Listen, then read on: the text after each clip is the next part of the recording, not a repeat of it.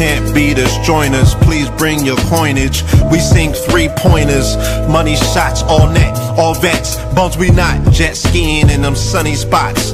With women edible like gummy drops. Dummy stop, dummy stop. No weapon form can intercept a storm. Once my intellect is on, I'm projecting on magnetic fields and interact with blacks with athletic bills. I'm all about growth and development like residents of Ebbets Fields. Not to choose between woo and chew. We wanna line them colors up like a Rubik's Cube and fade to black, yeah, the truest hue. When you say the black man is God, who you alluded to? The usual, Clarence 13X, a worthy guess. The words expressed come from the word in flesh. Elijah M, the NOI versus Leviathan. Messiah sent from the heavenly branches. 7 P's from since G-Dub cut down the cherry tree. In the wilderness of North Mex, and we flossing death and forced aggression, or forced perception, forced protection, or forced confessions. It's all a lesson. The sorcerers from Corsica, killer tonics, sticks and drums like the Philharmonic Orchestra. You niggas still playing harmonicas from officers, fabric softener. Jive turkeys popping 5 perkies, playing with keys, the Scotch storage type. For that soft white, we could've caught life, just being forthright. First class on my 4th flight, popping out like Fortnite. Every night we lit like Porsche lights. The meek shall inherit the earth, oh yeah, the scorched type. And these niggas, they some hoes in these streets. Me, I'm 10 toes in these streets. They lost their souls, niggas got holes in their feet. Shit, I'm just worried about the craft and how to perfect it. Not worried about the craft, yeah, that's out of perspectives. Focus on the chip like I'm Robert Kraft, and then how to protect it. It's the waves of the oceans. Get to the money, nigga, save your emotion. Descendant of the slaves in the graves in the oceans. Mastermind that the waves is in motions. These niggas, they addicted to the folly, addicted to that molly. Making me a movie, them sticks made of holly. I'm Dr. Manhattan, sitting on top of Manhattan. When I get all 5 rings, snap my fingers and pop up on satin. Dressed in all black, yeah, drop top the Phantom. Blast.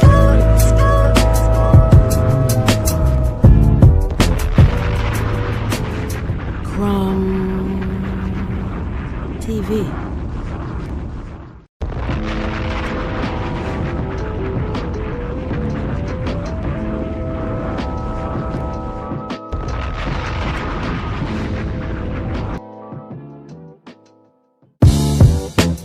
Can't beat us, join us, please bring your coinage. We sing 3-pointers, money shots all net, all vets. Bums we not, jet skiing in them sunny spots. With women edible like gummy drops. Dummy stop, dummy stop. No weapon form can intercept a storm. Once my intellect is on, I'm projecting on magnetic fields and interact with blacks with athletic bills. I'm all about growth and development like residents of Ebbets Fields. Not to choose between woo and chew. We wanna line them colors up like a Rubik's Cube and fade to black, yeah, the truest hue. When you say the black man is God, who you alluded to? The usual, Clarence 13X, a worthy guess. The words expressed come from the word in flesh. Elijah M, the NOI versus Leviathan. Messiah sent from the heavenly branches. 7 P's from since G-Dub cut down the cherry tree. In the wilderness of North Mex, and we flossing death and forced aggression, or forced perception, forced protection, or forced confessions. It's all a lesson. The sorcerers from Corsica, killer tonics, sticks and drums like the Philharmonic Orchestra. You niggas still playing harmonicas from officers, fabric softener. Jive turkeys popping 5 perkies, playing with keys, the Scotch storage type. For that soft white, we could've caught life, just being forthright. First class on my 4th flight, popping out like Fortnite. Every night we lit like Porsche lights. The meek shall inherit the earth, oh yeah, the scorched type. And these niggas, they some hoes in these streets. Me, I'm 10 toes in these streets. They lost their souls, niggas got holes in their feet. Shit, I'm just worried about the craft and how to perfect it. Not worried about the craft, yeah, that's out of perspectives. Focus on the chip like I'm Robert Kraft, and then how to protect it. It's the waves of the oceans. Get to the money, nigga, save your emotion. Descended of the slaves in the graves in the oceans. Mastermind that the waves is in motions. These niggas, they addicted to the folly, addicted to that molly. Making me a movie, them sticks made of holly. I'm Dr. Manhattan, sitting on top of Manhattan. When I get all 5 rings, snap my fingers and pop up on satin. Dressed in all black, yeah, drop top the Phantom. Blast.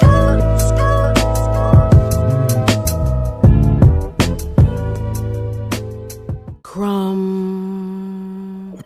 TV. Peace, family. Peace to you and yours. Peace, family. Peace to you and yours. Welcome, welcome, welcome, welcome, welcome. Welcome to What the Fuck Wednesdays, featuring Red Pillar in the building, ladies and gentlemen. And that track that y'all just heard right there, that is Theta Waves, all right? Theta Waves, featuring the Twin Pillars, Red and Blue, off of a project that y'all will be hearing very soon, ladies and gentlemen. Get ready, be prepared. And yeah, we just rolling things out slowly but surely. Rolling it out slowly but surely. So when it does drop, it's gonna hit like an earthquake. And with that being said, let's go ahead and do the roll call. How do we sound on the audio? Let me know how we sounding on the audio and whatnot. Give me an audio check, a microphone check. 1 2 1 2.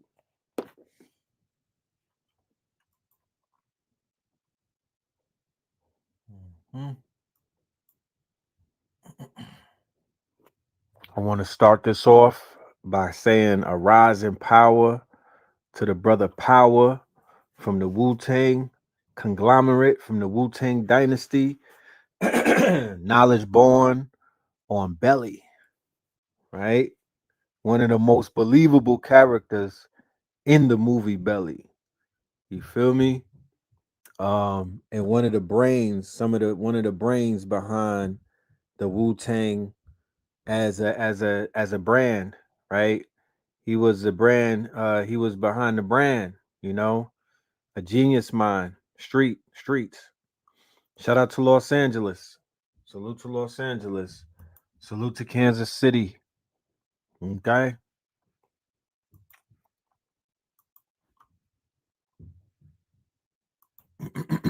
Greetings from Arizona. San Diego in the building. Shout out to San Diego. Austin, Texas. Yeah, that's right. Austin, Texas. Or Texas. Los Angeles in the building. Kansas City in the building. You know I'm talking about? All right. We got a nice show today on the early side. It's a lot going on. But this is a follow-up from Melanin Monday. This is an addendum to Melanin Monday. And this is a countdown to When in Rome. All right. This is a direct countdown. This would basically be the monologue. Every show since I basically got back and made that announcement about When in Rome has been a buildup towards Rome as we march down to Babylon and see it fall to see it fall. And this is that march, you know what I mean? This is the march of odds. This is the march of wooden soldiers. Okay? As Babylon does what it does. So yeah, we're gonna get right into it, ladies and gentlemen. All right, I ain't gonna hold y'all. Let's go ahead and set this thing off. I do have an announcement to make about When in Rome, and I will make that announcement. Our brother Blue Pill went to New York City to take care of a lecture and got stuck in a blizzard. Okay, it was a blizzard, a freak snowstorm came out of nowhere. How many people have seen the footage where they where the police is getting pelted with snowballs in the Bronx? I think that was the Bronx. You feel me? But it was so bad that the former mayor Adams, Patch Adams is what we call him. He was telling Mom Donnie that they need to press charges on these children or these young adults or these teenagers that were basically hitting the NYPD with snowballs. I mean, viciously too, running down on them, walking them down, gunning them down with the snowballs, headshots. You know, they were relentless. But it just speaks to the mentality post COVID New York, what they would call Gotham City. It's a Gotham City mentality. Whatever they was exposed to during C-19, it was like a GTA level got unlocked, and you basically can't put that toothpaste back in the tube. The youth, they don't have no compassion whatsoever for authority in the city called New York. I don't know everywhere else how it's going down, but from what I've witnessed, for what I've seen, and for what I've what I felt, yeah, they don't have that reverence. They don't have that fear. They're not intimidated. They on some, you know what I mean? Like they just don't respect authority. Let's just keep it at that, And having a socialist mayor is not really going to make anything any better. Okay. Um Takashi vibe. In a way, yeah. When you want to talk about the underlying mentality, it was programmed by Takashi and King Vaughn, and I would say Pop Smoke. The Pop Smoke drill shit was like it was like the open claw moment. You know what I'm talking about? It was the open claw moment for YN shit. You know what I mean? It opened up a whole it opened up um certain things are to be contained in culture. And especially when you have young adults growing up in society, certain things are withheld from them. Like, throughout society, in functional societies, um as it's been shared to me in my research, maybe I've overlooked or maybe I haven't gone as deep as I need to, but in a functional, sane society, the children are not exposed to adult entertainment, adult behaviors, adult proclivities. They're not exposed to murder, cadavers. Want to see a dead body? Right? Remember Stand By Me? Remember Boys in the Hood? It was the same scene. Do you want to see a dead body? Right? Um, we do know that there's periods of times when the youth were forced to grow up very fast and whatnot, and they did not have what is known as an innocent youth. They did not have a childhood. There's pictures of Cabbage Patch Kids, chimney cleaners, and other quote unquote little rascals from like back in the days with the Irish and the young Jews and Italians, and then there's pictures of tattered and worn out clothing on children that it was assumed were in slavery, shit like that. They had grown faces, okay? Especially those little Cabbage Patch Kids from the orphan trains. You would look at pictures and their faces, and they was like, "Is that a dwarf? Like that is how is that face so hardened? Is that child 6? You know?" Um, but the children of today have been exposed to all of those things and above. The children of today, they've been exposed to cadavers, they've been exposed to snuff films, they've been exposed to adult entertainment, they've been exposed to all of the things that were taboo before. These children have exposure to it. We had exposure. Don't get me up here acting like my generation did not unlock certain Pandora boxes. However, this generation, it already came unlocked. We had to pick the locks. We're the latchkey kids. And the latchkey kids were in the house when the parents were away. So we were able to run and ransack through the closets and the drawers and all of the places that they may hide things, right? This new generation don't even got to do it. The phone is a latchkey phone. They have a latchkey phone. They have latchkey satellite channels, and there's a latchkey computer. You know, the desktop, the PC is not so PC. Okay, yeah. So the Bobby Shmurda generation exposed a lot of the young. That's the Bobby Shmurda impact. It's all about impact, ladies and gentlemen. You know, music is one thing, impact is another thing. There's people who make impact that do music. There's people that do music and don't make no impact on things. But there's people who make music and they're making a big impact on culture, whether it's subculture or whether it's counterculture or whether it's mainstream culture or whether it's popular culture. Cult culture. These people are creating cults in a sense. There's a murder cult. There is a death cult in hip hop. Can I get a one if anybody in the audience can relate? There is a death cult in hip hop.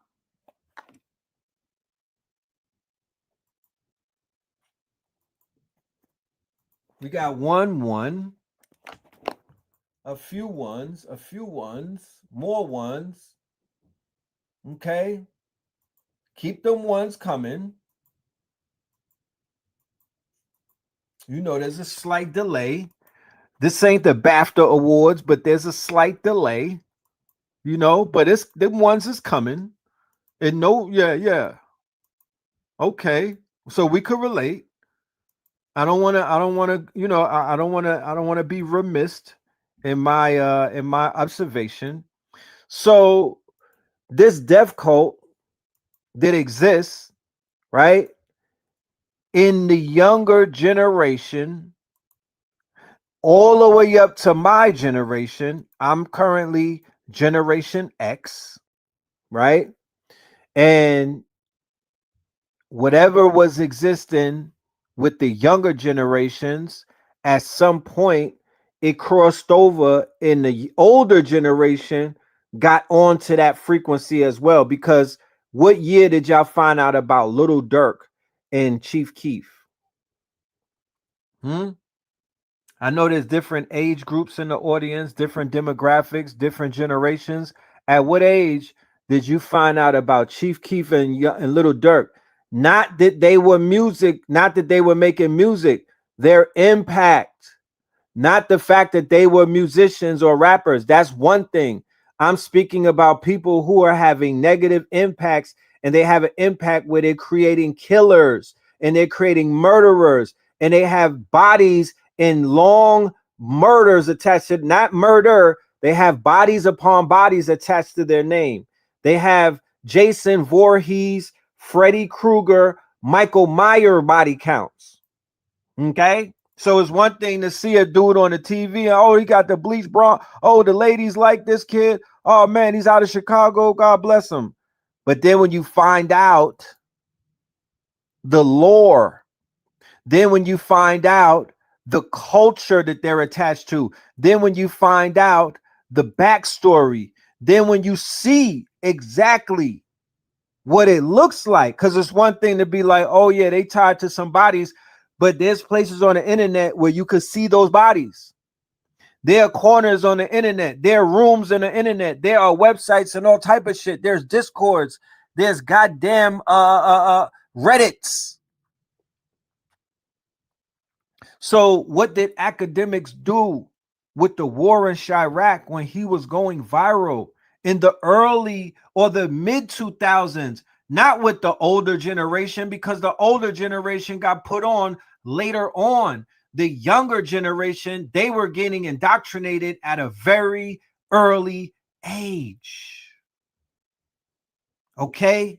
They were being exposed to shit that they were not necessarily, or they should not have been exposed to. And not even realizing, because keep in mind, when I was coming up, murder was the thing. Okay, murder was sexy. Murder was talked about. Murder was gossiped about. Murder gave you fame. I'm coming up in Flatbush. I'm coming up in Brooklyn. I'm coming up in Bed-Stuy. Who did everybody talk about? The murderers. What did everybody talk about? Murders. On top of everything else. But that was the motherfucking entree. And then don't let the rappers be tied into some bodies and whatnot. Yeah, that's a buzz. Nobody was shaming anybody. Nobody was talking down to nobody. Nobody was praying against niggas. Then the DVDs came out. Oh, check out this guy. He murders a lot of people. Oh, check out these drug dealers. Some of them got murdered. So we were tapped into true crime like the white folks all the way back then. When you really look at it, the DVDs, those were true crime. Rich Porter, Preacher, Guy Fisher story, Alpo story. None of that. If that shit didn't have bodies in it, we didn't want to. It wasn't spicy enough. You know, we meat eaters. We need a body. You know what I mean? We need a cadaver, my nigga. We didn't want the vegan DVDs. That was that conscious stuff. That's when they was trying to teach. What you trying to teach niggas? Huh? Nah, they wanted the bloody shit. They wanted that. They wanted that Earl. They wanted the DV. They wanted the DMX album cover where Earl Simmons was covered in blood. They wanted bodies. That's what people were attracted to when I was coming up. So don't let me get up here and try to act like we holier than thou. No, nigga, I can relate. Fuck you mean? Every generation goes through it. I can relate. I'm relatable. We went through that. Hood to hood DVDs. That shit peeled back the layers and you were seeing some real shit. Like, damn, I ain't going over there. You know what I'm saying? I got a cousin that live in Memphis. I ain't know they was giving it up like that. You know? But then it's poverty porn. Who could be scared the most from our dysfunction? What niggas could get on film and say the most dysfunctional shit whilst missing a front tooth type shit? No. That's a part of programming. It's not a rites of passage. Let's be clear. I wanna clear that up. It is dangerous. You know, living on the edge is a level of danger. It's a level of survival.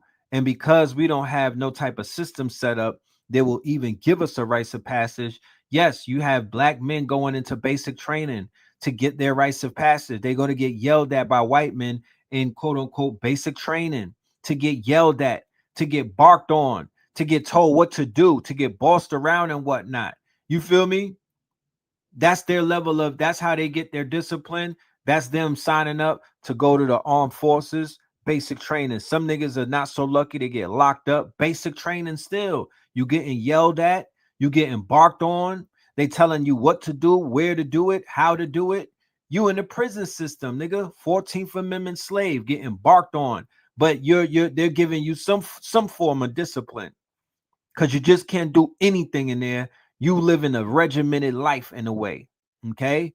Then some other people, they like, you know what? I'm gonna go ahead and straighten up in life and whatnot. I'm not gonna need nobody to stand over me and tell me, oh, yeah, you got a boss. Oh, you got a manager. Oh, you're in a 9 to 5. You know, that's a form of discipline too. They're managing your time. They're setting certain guardrails and parameters up. Don't come in here with your pants hanging down. No Captain Do-Rag. You feel me? You can't smoke weed in here. You can't talk shit in here, and you can't even fraternize. So they keep us, but that's a level of discipline. That's a level of discipline. That's a level of, we're going to teach you some type of form of discipline.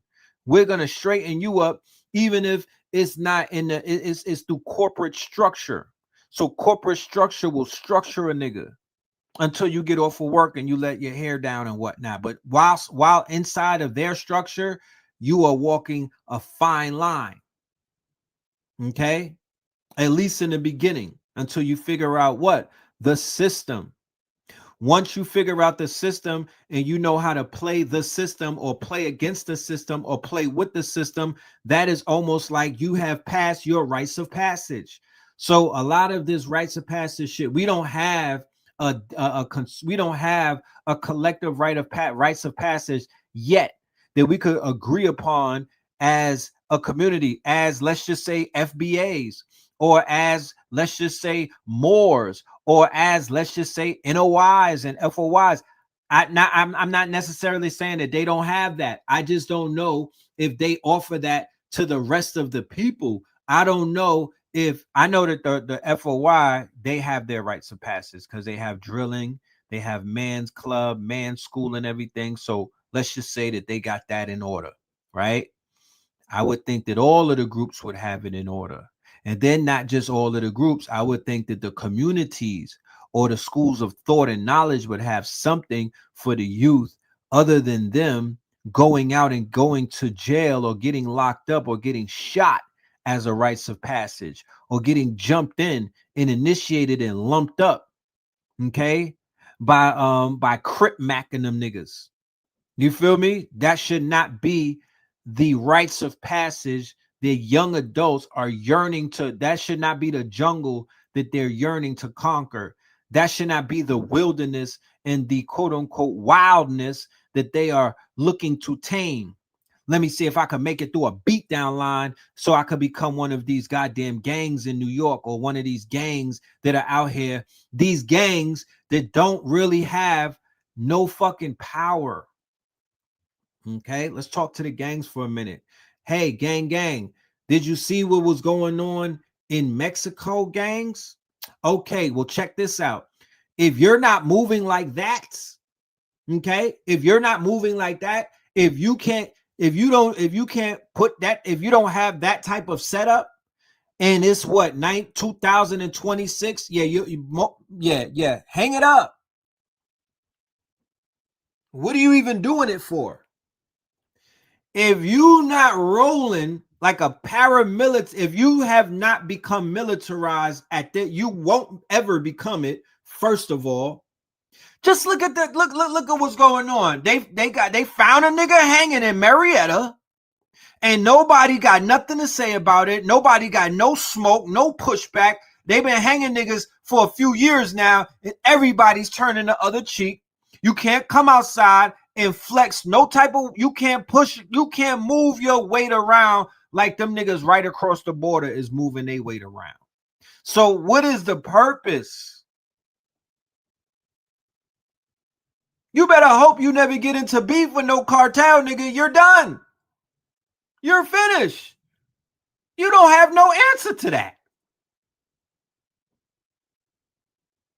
So you're not even at the top of the food chain, fam. Why even play in the game? Why even try to play, bro? You niggas need to go get a job. Don't even do it to yourself. That's a losing game. Them people work with the police. Them people work with the CIA. Them people work with, is it real? Y'all can't even protect the niggas getting hung in a park. There's no pushback. There's no type of feedback, or there's nothing, no energy.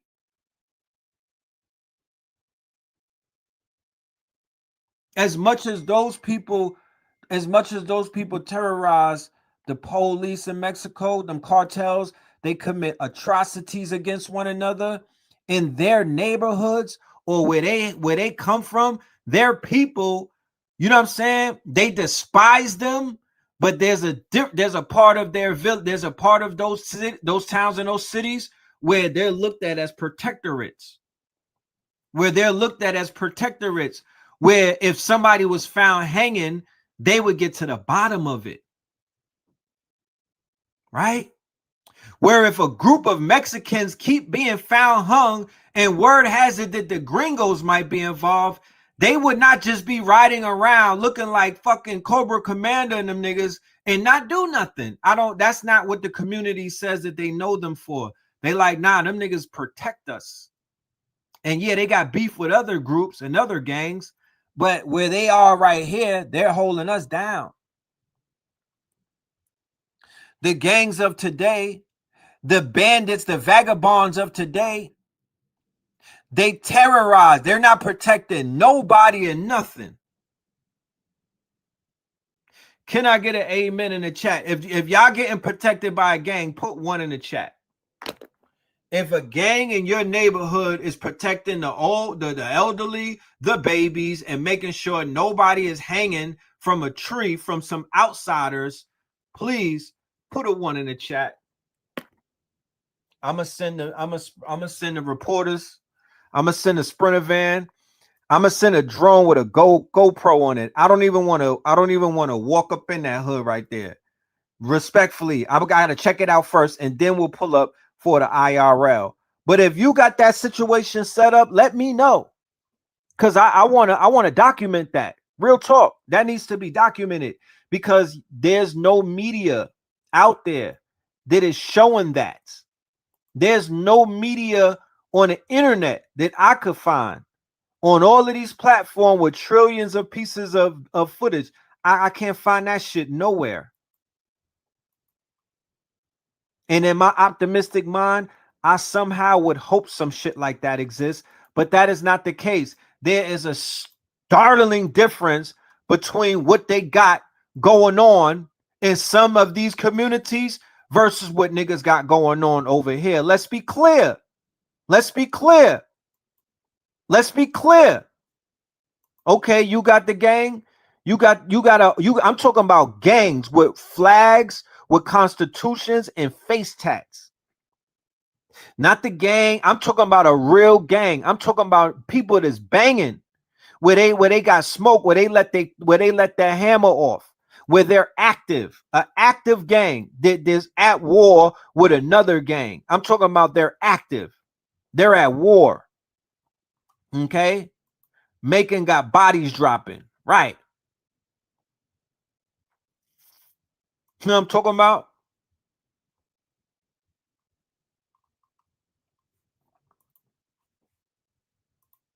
What if they were to turn the cartels on niggas and broker a deal with the cartels where they like, yo, I'll let the cartel, we'll let you niggas live, but y'all gotta handle the Morenos. Y'all gotta handle these niggas that's giving us a problem trying to take their land back. They putting in that paperwork and they coming up with these songs and whatnot. What if they put them against niggas? Because it's already beef. There's already a problem with the Mexicans and the blacks. It's already drama.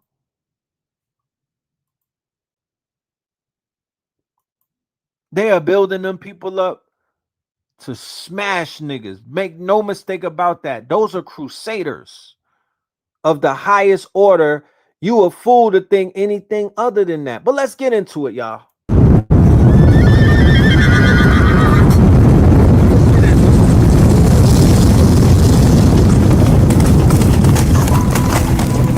Saturday, February 28th, when in Rome, prepare for the Fire Horse Apocalypse featuring twin pillars, red and the blue pills. Witness the glory of the Fire Horse blazing at the edge of apocalypse.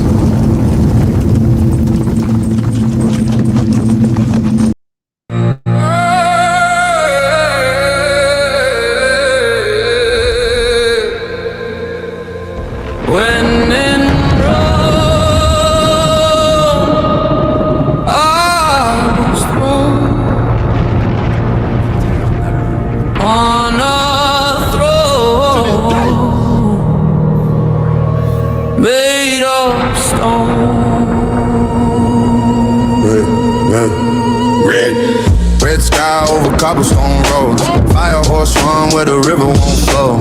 I was just a kid with a crown in my head, counting every step, trying to outrun dread. Cards on the table, kings in the hall, gold on the marble, names on the wall. They said, boy, you were born for the war. I said, I'm just trying to find a fire source. Fire horse, racing through the ruins in my veins, of course.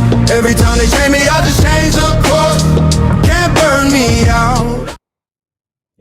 Yes.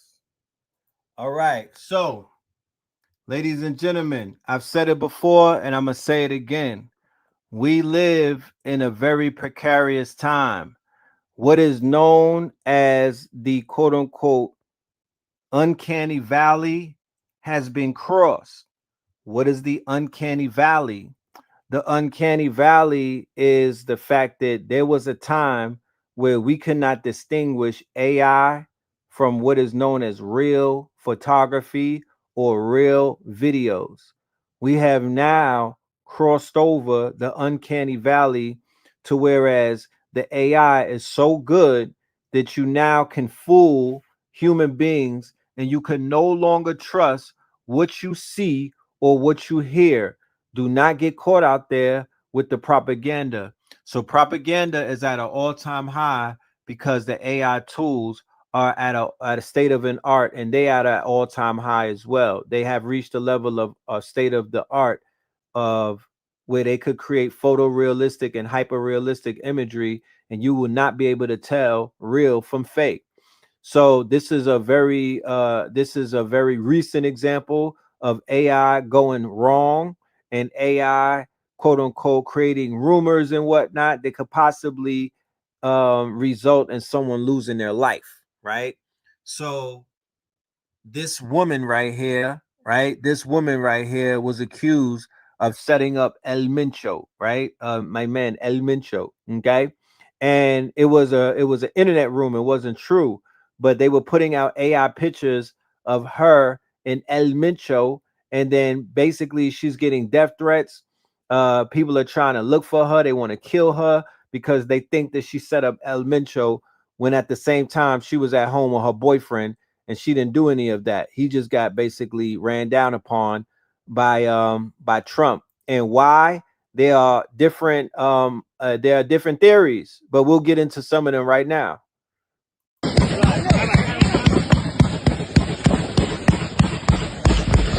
So as you can see with these quote unquote what they would call, this is not a cartel, this is an army. Don't be fooled by the language. These are armed, this is a military, this is a paramilitary unit at this point, a paramilitary gang. The same way that they created ISIS, the same way that they created them people in Africa, they create these people the same way they created Al-Qaeda and ran them through Syria and whatnot.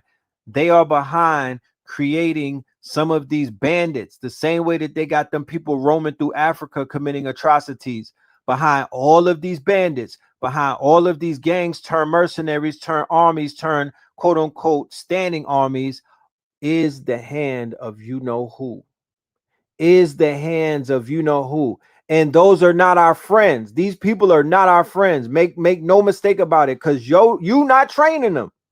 You're not giving them these state, you're not giving them this quote unquote military weaponry and whatnot.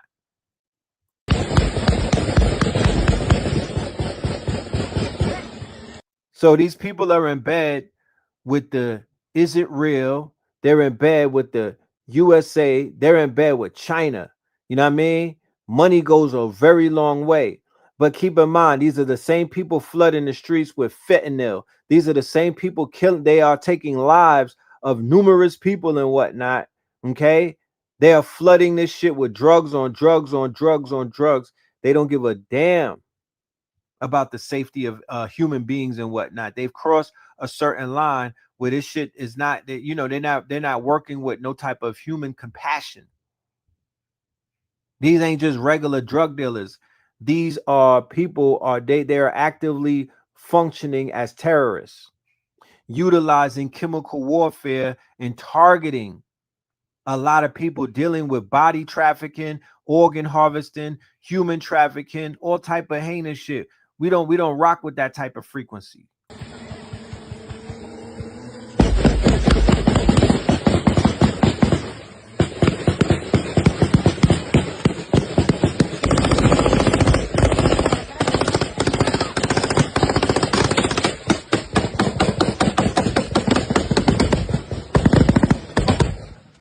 But once again, they are going to be no match for drone warfare. They're going to be no match for Palantir. They're going to be no match for whatever the fuck is about to rain down upon them from these quote unquote warmongers. All right. They're not about to, there's nothing that they have in defense of that. Okay. So they'll let you see things like this just to get that American blood amped up and whatnot, because Americans gonna want blood. They're gonna paint these as the boogeymen, the same way that they painted everybody else. They were showing aggression on film and whatnot as inhuman, subhuman. So when they go ahead and scorch earth them, everybody already has in their subconsciousness, well, you know, they were trying to be militarized, you know what I mean? They had some audacity to have those big guns.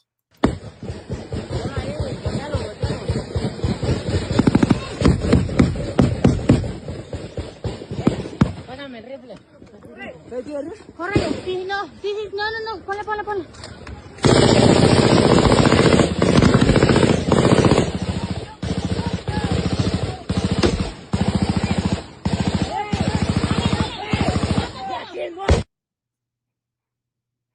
42 days ago, I told you the cartel crackdown had nothing to do with drugs. It's about clearing interference from the American supply chain. Mexico is the lower torso of the American industrial machine. Car parts cross the border 8 times before assembly. Tijuana builds your medical devices, and the US pipes 7.5 billion cubic feet of natural gas south every day just to keep the lights on in its own offshore factories. El Mencho's CJNG was running a 15% tax on everything moving through that corridor, and yesterday the US provided the intelligence to have him killed. Not because of fentanyl, but because you can't reindustrialize America with a cartel skimming off every shipment. 3 days after my last reel, the Pentagon stood up the Joint Interagency Task Force Counter Cartel, a single command center connecting the CIA, NSA, DEA, and military intelligence under one roof on the Mexican border.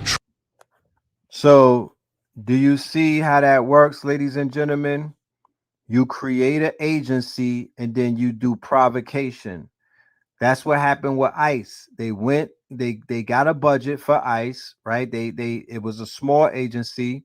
The big beautiful bill passed. They got a budget in the tune of billions of dollars. And then what did they do? They went into a city and then they caused provocation, right? They caught a body ritualistically. They caught 2 bodies ritualistically, and then they start energy harvesting people.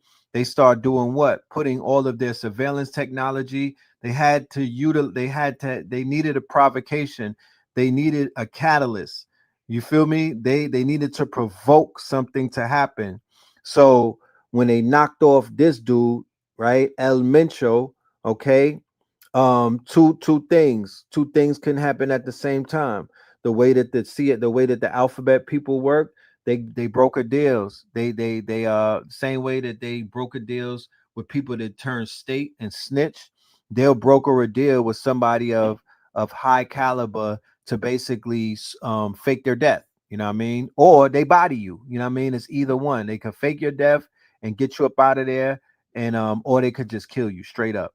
From what has been said, dude got knocked off, right? And that's just gonna that ain't gonna solve nothing. That's not gonna stop anything. That's just gonna splinter the whole faction and cause many wars on top of the other wars. That's how you create confusion. But this is how they set it off, right? This is how this new agency basically kicks the hornet nest to set it off, so they could get all of these moving pieces, and then they could commit more of their quote unquote, their Yankee gringo aggression, right? Their Yankee gringo aggression to not stop the supply, more than likely to take it over, or more than likely to place whoever they sat down and had that agreement. They already had a handshake agreement with the cartel that they're probably going to put into place when all of the smoke clears. Trump didn't need to send troops. Mexico gets to keep its sovereignty, the US gets a secure supply chain, and neither side had to run their biggest trade relationship into a military standoff. In that same reel, I gave you one trade, Canadian Pacific Kansas City, the only single-line railway connecting Canada, the US, and Mexico. It's up over 18% since I posted, and the thesis hasn't changed. As the US locks down border transit corridors, trucking sits in inspection lines, while rail moves through government-secured checkpoints. CPKC isn't just a trade, it's the spine of the North American supply chain. Stay long.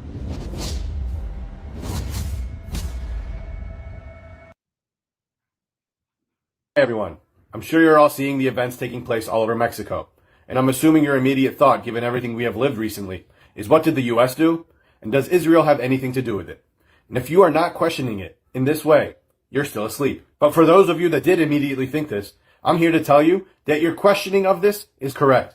In fact, the US and Israel are precisely the reason why there is continuous civil unrest and now imminent civil war in Mexico. It has been confirmed that Israeli Mossad and or military has entered Mexico to train Mexican cartels on advanced weaponry and explosives, including how to chemically dispose of dead bodies. And not only that, Israel has been supplying weapons to Mexican cartels as well as providing their Israeli spyware technology in order to give cartels the upper hand on politicians, the military, their police forces, and the Mexican government as a whole. Let me say that again. Israel armed and trained Mexican cartel paramilitary forces as the cartels are using Israeli Paragon spyware technology. I'm gonna let that just sit there for a minute, ladies and gentlemen. We're gonna let that sit there and marinate, because the first show, Narcos in Mexico, that we did for Melanin Monday, we just posed the question. We didn't get into any assumptions and whatnot. We put it out there in the universe, and the answer came back immediately, right? Literally the same day, the answer landed right in my lap.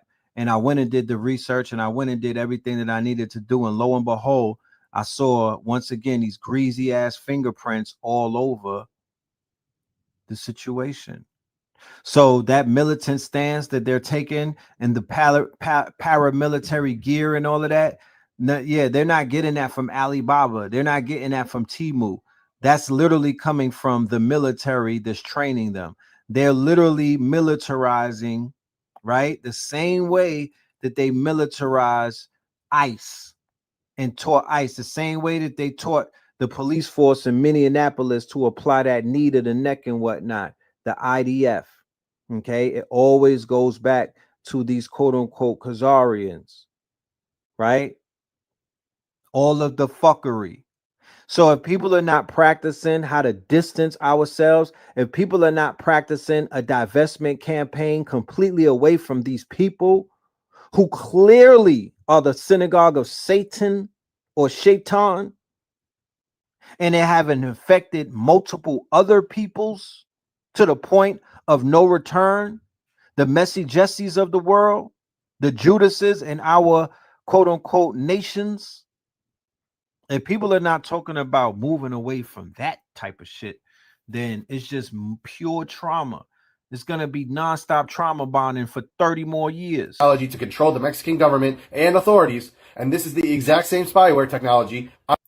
So spyware technology, Pegasus, spyware technology that helps you get tracked via your phone, spyware technology that takes over your camera, your mic, all of that shit. The same spyware that they use when they were quote unquote droning people, right? The same spyware that they probably use when they're running down on these young black kids and hanging them. Okay, when they're running down on these unsuspecting black people and unaliving them, right? And then saying that they hung themselves. ICE is using on American citizens and immigrants. The worst part is, this is not new news. If you do simple research, you'll see that Israel has been training and arming cartels for quite some time now. There is literal documented evidence and even videotape footage of Israeli military training and arming the Medellin cartel in Colombia. So when you go into Latin America and you see Israel has a lot of quote unquote, they positioned themselves in all of these Latin American countries where there were cartel activity, where there were these quote unquote, where the cocaine is flowing and whatnot. Then you begin to understand that they were in bed. They were the ones that were arming them. They were the ones that helped them turn into these complete heinous murderers and whatnot. They were the ones who escalated the warfare into full-blown warfare. It turned into some Tony Montana shootouts into what it is that you see these days. But these people are always behind the confusion. And once the confusion takes place, the real estate get taken over. They selling jewelry back to niggas.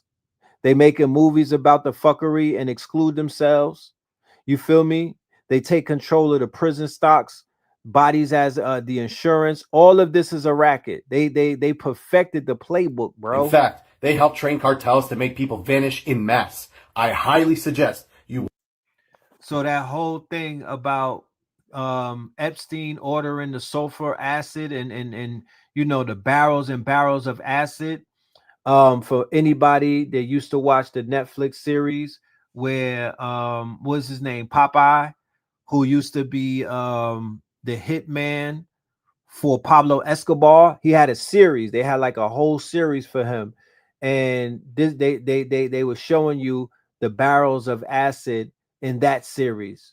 They were in jail putting niggas in barrels of acid and dissolving bodies and all of that stuff.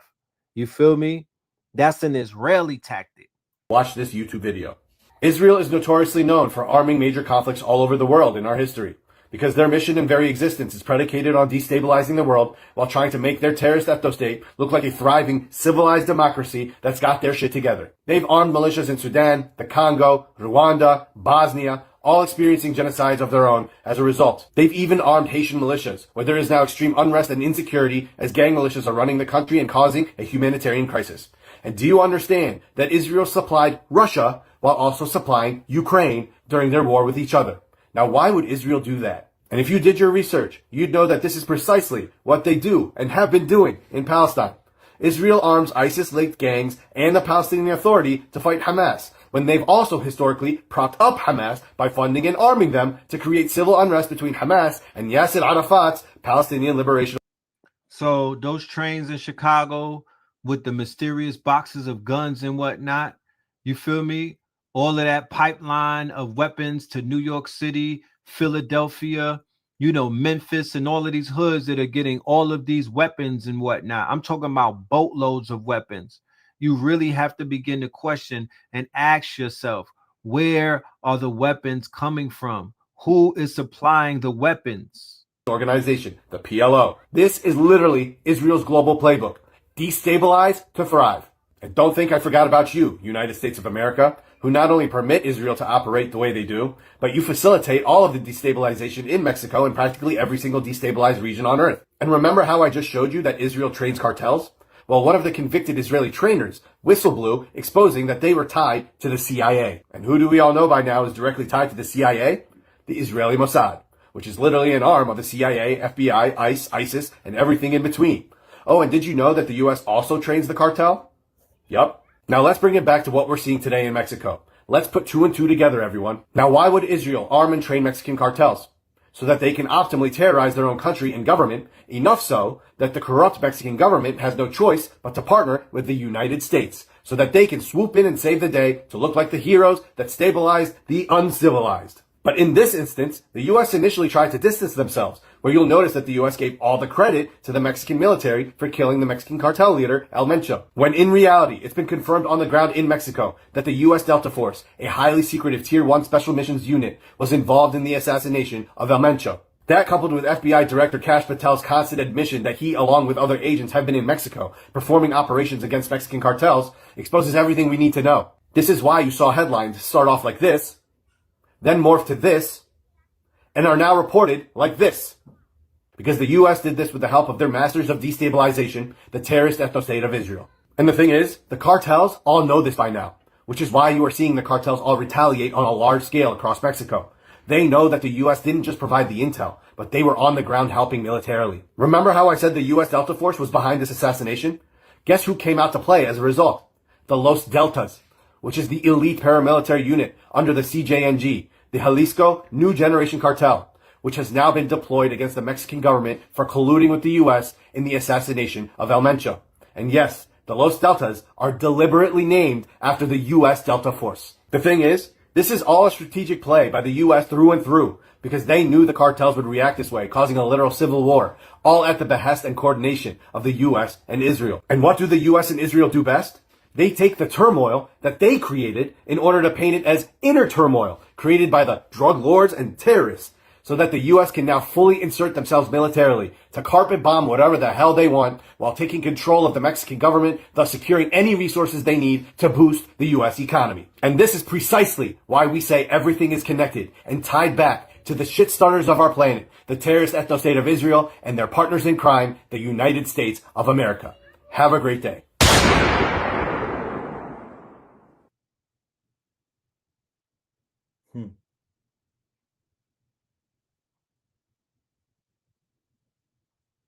CJNG is one of the most unique cartel structures we have. They almost... So get ready for the fear campaign. Get ready for the propaganda campaign.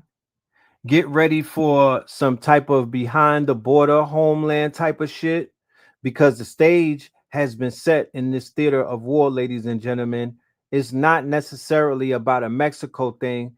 It's about a USA type of thing with the threat of Mexico coming across the border. But as soon as they start doing cross-border hits and shit, they're disrupting things across the border, all of this propaganda is about to blow up. So remember, this is about fragility. This is about weaponizing and destabilizing. This is about deputizing the average quote unquote American. But this is also about galvanizing the people to look at other people and take their eyes off of the people who they were originally looking at. This is a play to take people's eyes off of the government and off of these crooked ass politicians and start looking at each other in suspicion and shit like that. But check this out.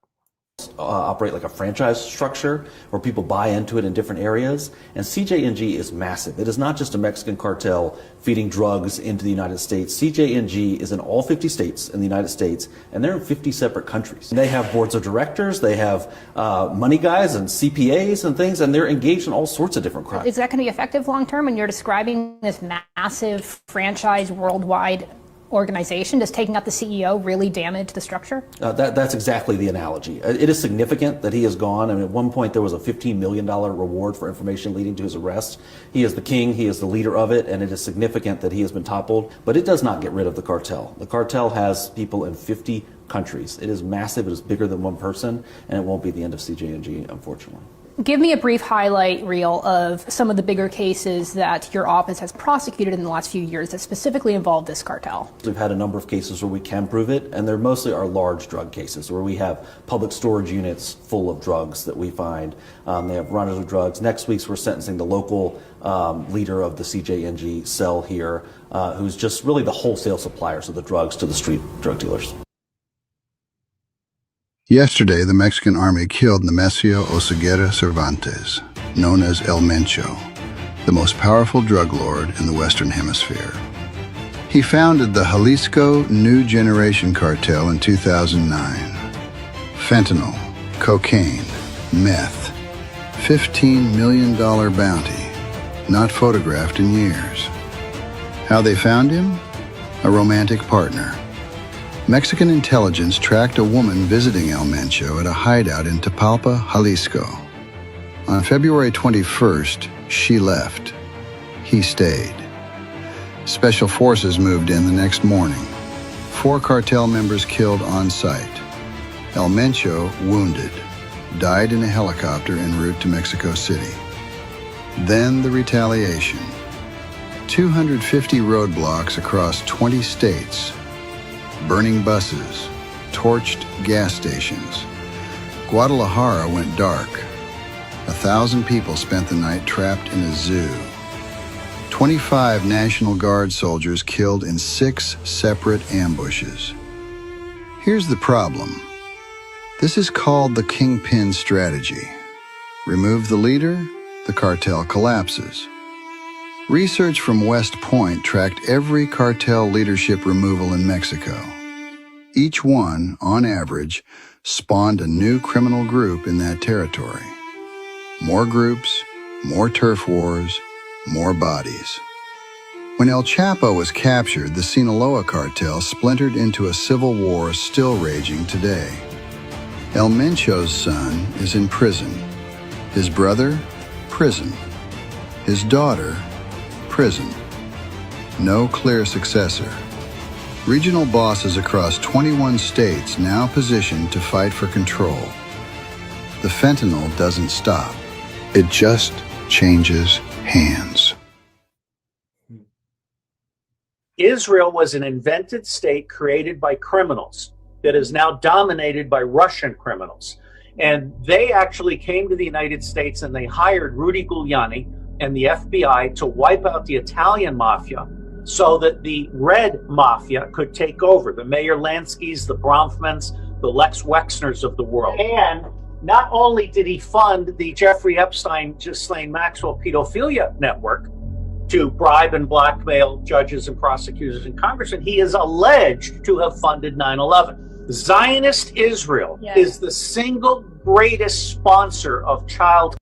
See, the thing with people that they don't realize is that they're looking at gang members. We're trained to see Italian mafia through Hollywood's lenses and through the way that they've been depicted. Low level mafia membership, low level through the Sopranos and whatnot. Italians at a social club dealing with gambling, racketeering, prostitution, and shit like that. Whereas this is a mob. It's not a mafia, it's a mob. These are mobsters. And they're dealing with Hollywood. They're dealing with the casinos. This is the Meyer Lanskys and whatnot. They're now dealing with politicians. This is a mob that knocked the president off, right? So they're dealing with a different type of power. This is a mob that is a little more darker than the Italian mafia. A mafia is not a mob, but they utilize Hollywood to put the mafia on the forefront and paint them. And now they play Kaiser Sose, right? They play invisible. They're out of the way. You don't see them. You're only looking at people that you think are religious figures. You're only looking at lawyers. You're only looking at all of that, but you don't even know what you're looking at. These are gang members. Kidnapping, child pedophilia, child torture, and child body parts harvesting. But right now, children are not being protected. They are more profitable than drugs. In fact, the newspapers just had a Mormon cult that was giving birth to little white babies as a cash crop, not registering their births and selling them in Turkey for $50,000 each.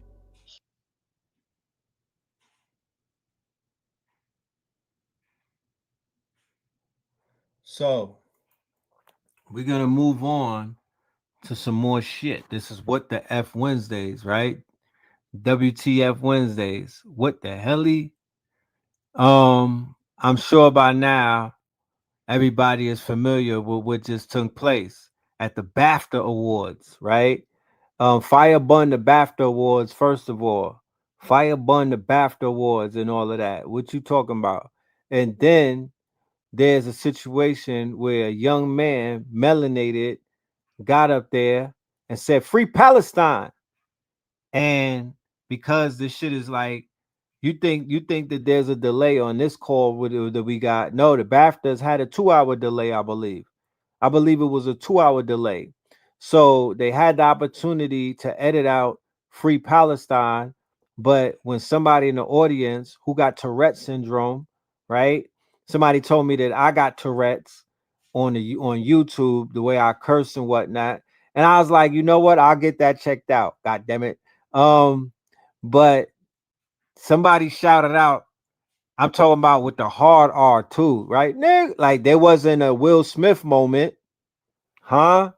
Look, there wasn't a Will Smith moment. Here's my theory. And I said it before and I'm going to say it again. They did not forgive Michael B. Jordan for that scene where he was shooting them white folks in Sinners at the end when he gunned down the KKK. They did not forgive him for that. When they killed Remick and whatnot, they did not forgive Ryan Coogler for that. He didn't have a white savior in the movie. They hate Ryan Coogler and they hate Sinners.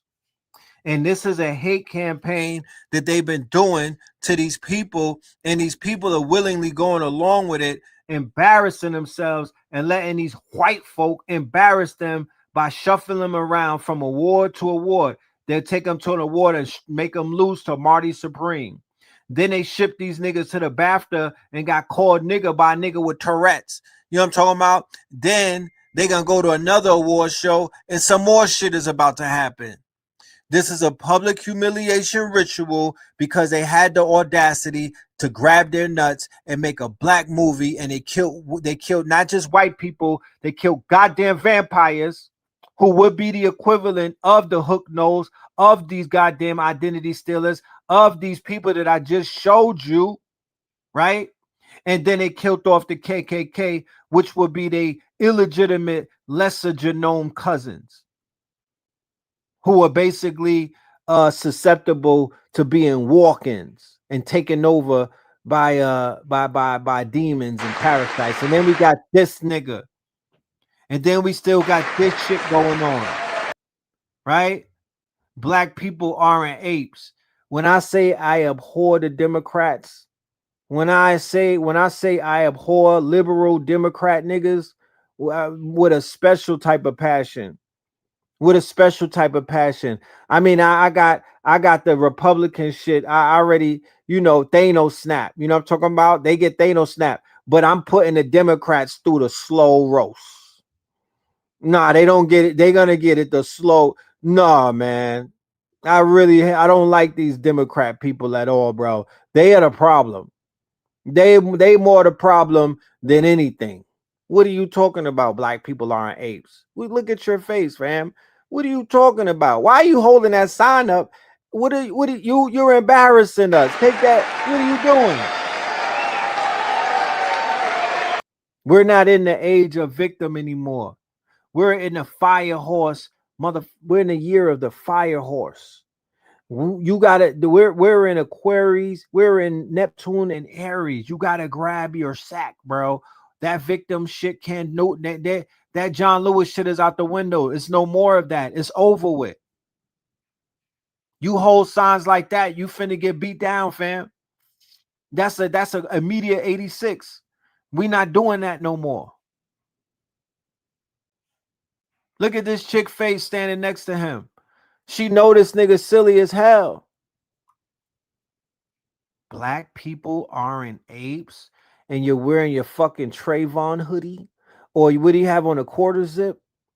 This shit gotta end, bro. The performativeness. And we will never go back to where we were just a very short time ago. We're not going back. Today our border is secure.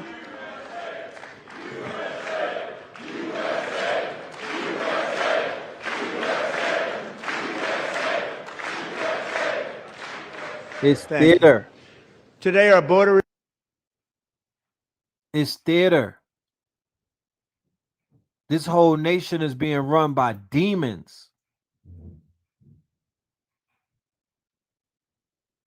People sitting around and they don't have a problem with that. They're good. They're like, I'll manage.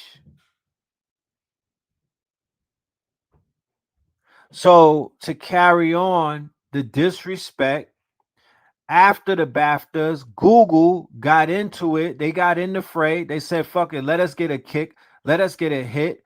And they put an article out that says, see more on niggas. Right? Not to be petty, but this is not about, well, words don't hurt us. Nobody cares about your words. It's too late. We're just seeing you niggas so desperate, so sore loser-like. So fake and phony, so weird. Your subtleties and that sneak diss and shit, you're just making yourself look crazier, bro. Nobody cares about that. You know what I'm talking about? No one really cares. It's just sad to see. And the way that they try to cover shit up, it just makes it sadder. Hey, I just want to utilize this comment for an educational prop because I understand that in the literal sense, in 2026. Okay, so this right here is about Marietta, where they found a 20-year-old hanging from a tree. If our historian buffs out there during Black History Month, if we don't remember Marietta, right? Marietta was the scene of Leo Frank's lynching. And who is Leo Frank? Leo Frank was the Jew who they lynched in Atlanta in 1915. His case was as big as OJ's case in his day. He was the OJ Simpson of that time in regards to the case that he caught from the murder of a teenage girl named Mary Flagan, okay, who worked in a pencil factory. And the Knights of Mary Flagan took Leo Frank out of jail one night and hung his ass in Marietta. And then after they hung Leo Frank in Marietta, the ADL was created in Leo Frank's name. Now, Leo Frank is a Frankist, and Leo Frank was revered by Jews. He's a Khazarian, right? And the ADL was created in his name. And one of the caveats of the Leo Frank story was that there was a black man who also worked in the pencil factory that they were throwing the body on. They were like, hell nah, Leo Frank didn't do it. The nigga did. The black man did it. And for the first time in Deep South history, white people got behind a black man against a Jew. And they were like, nah, he ain't do it. You did it, right? So after Leo Frank got lynched, one of the tenets of the ADL is because of that black man, they said that they will never allow something like that to ever happen again. And that was in their that was in their covenant. That was in the covenant of how they created the ADL. So the same ADL that runs down on any black group right now and labels them terroristic, they sell them out to the Southern Poverty Law Center as a hate group. They throw all of this hate shit at people, especially melanated people. It's because of that nigger gripe that was caused with their Leo Frank case. Go and look that up. That was very, very big in both America. And as a result of the Knights of Mary Flagan hanging Leo Frank in August, that November, which was on Thanksgiving, those same group of people went on top of Stone Mountain and erected the quote-unquote KKK for a second time. They resurrected the KKK for a second time. And that was the same year that that movie in Hollywood came out called, The Birth of a Nation. The Birth of a Nation. So the KKK are the same people that hung Leo Frank, right? So now, 2026, they found a black child, a young man, hanging, right, who just had an altercation with the police, right? I got the video. He was cursing the police out. He was going at it with the popo, right? And he's in Cobb County, and they talked about he hung himself. And we know that our people don't do shit like that. So this is this lady talking about it. There's nowhere in law on paper, nobody's going to admit it, that Marietta, Georgia, anywhere south of the Mason-Dixon line is going to be a sundown town. That is a literal and binary way of thinking. This is when the conversation is going deeper and we need to use our critical thinking skills. Now, I am from the South. In fact, I was born in Georgia, Savannah, Georgia. Chatham County Hospital, February 18, 1971. Did she say 1971? That what she said, right? That place is her 50s? Okay. I was also raised under white people who utilized Jim Crow. My grandmother was a motherfucking racist. Irish Catholic with a working class Bostonian accent, desperate to assimilate in the South. Irish Catholic, desperate to assimilate in the South. Irish Catholic, desperate to assimilate in the South. There were a lot of families like that. Some of those pictures where you saw black people hanging at these picnics and barbecues, and you looked in the audience, a lot of those were immigrants. They were desperately trying to integrate into the South. So they participated in these lynchings or these pick a niggas and these barbecues. They were in those photos. Those were some of them those were some of them vagabonds that just got off of them boats and whatnot. Those were them chimney cleaners. Those were some of those Cabbage Patch Kids and whatnot. Those were the people from the orphan trains in those pictures of the lynchings of our people, desperately trying to fit into the deep South, where the rednecks and some of the original people absorbed them and assimilated them into their societies. Jim Crow was her ticket in to Southern society, okay? So I am definitely understanding all the codes and all the nuances that continue. When they started calling them people white, because that's brand new, that was not the case. They did not identify as white, but once they absorbed them into this status called white, then these vagabonds, they were able to absorb, they were able to assimilate and start cosplaying as the racists, to start cosplaying as the quote unquote pilgrim, to start cosplaying as the ones who took the land. But that's not even that wasn't even their work. They didn't even put in that work. They came in on the motherfucking dirty ass ships and whatnot. They were indentured servants. They were the wild men.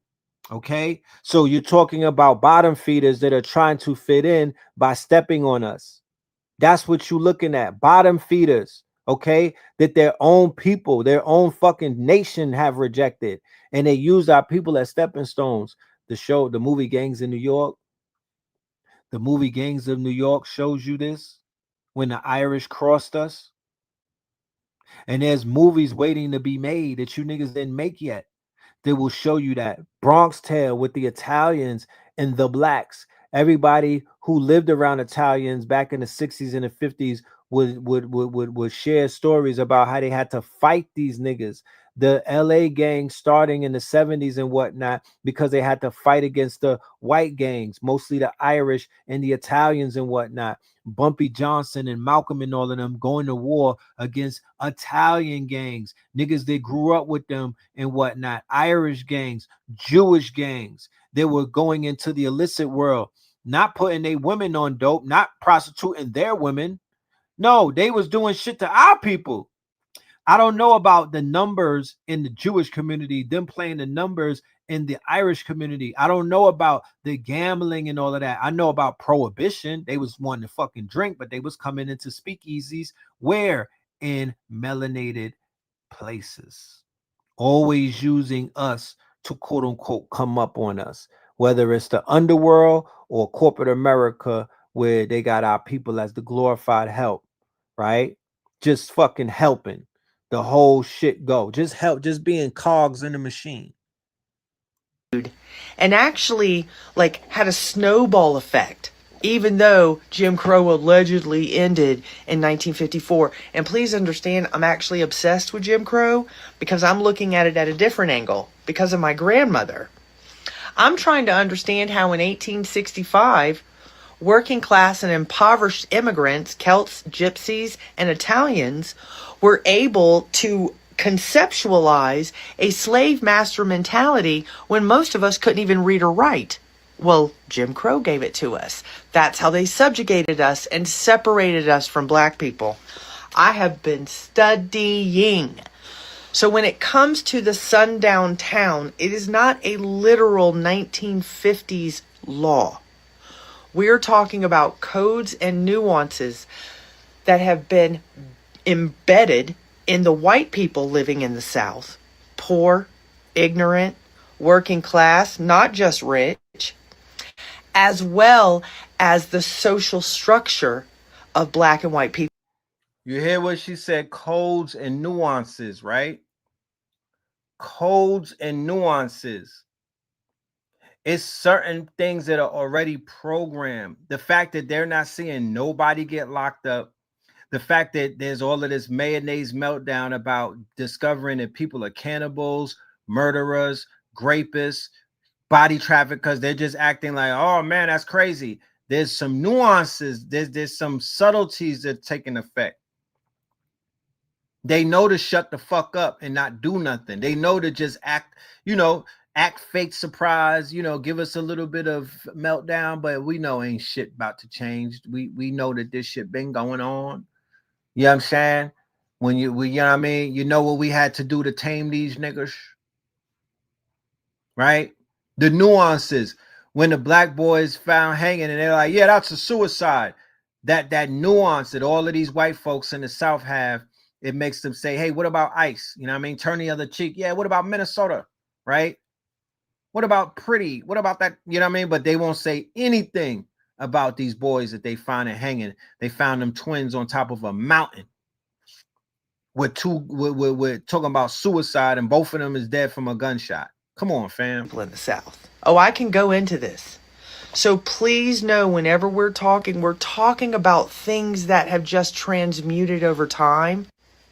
It's almost as if there doesn't need to be laws because codes, indoctrinations, nuances, generations. Remember, it only takes 3 generations to make something stick.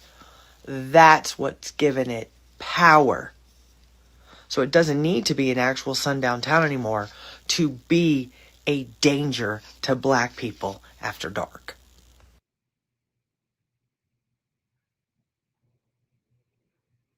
See more on niggers. The statement by the white actor with Tourette's is a masterclass in whiteness.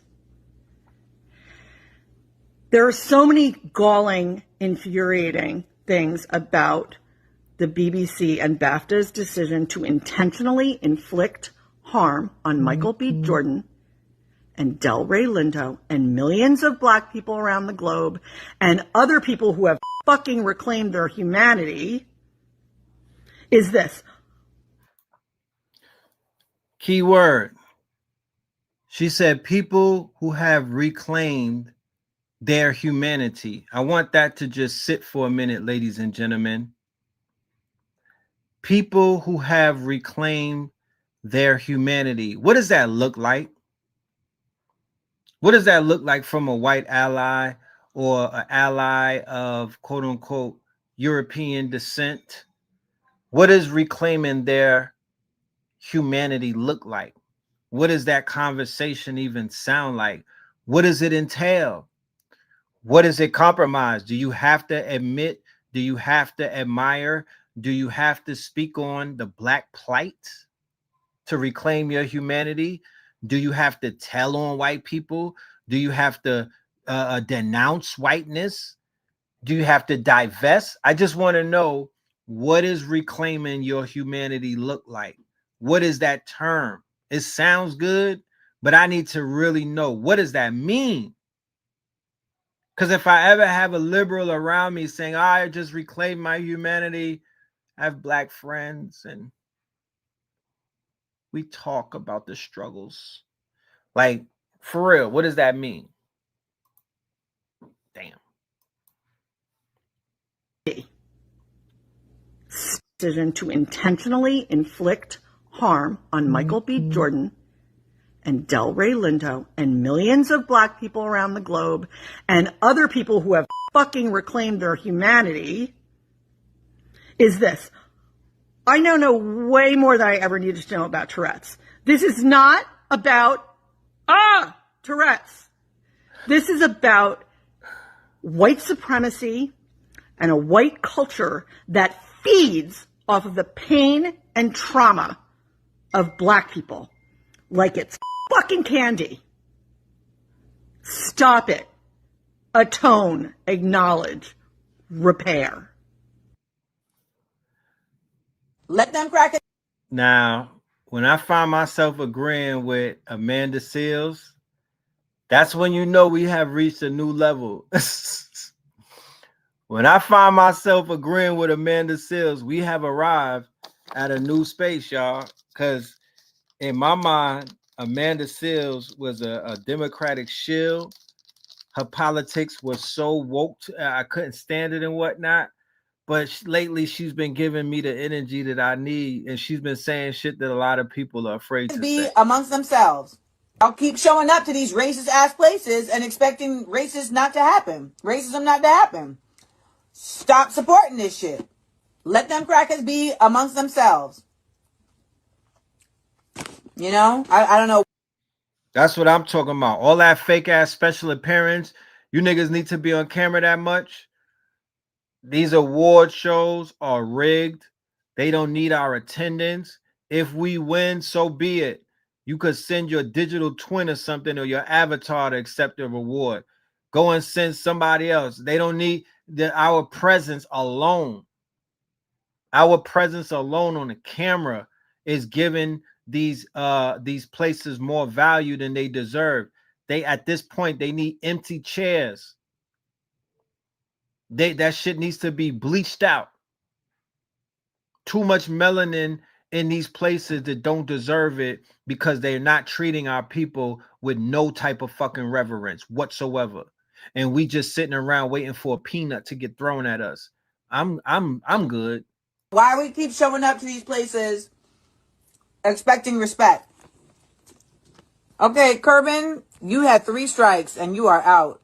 You had nothing valid to say. You asked me twice about Dr. Umar and then asked would I consider dating a man younger than me. Go away. I just don't see the point. Why are you going to the Oscars, the BAFTAs, like Ryan Coogler, whose work I love and who I respect, is gonna go to the Grammy. It's gonna go to the Oscars. And his whole movie is about how assimilation is what.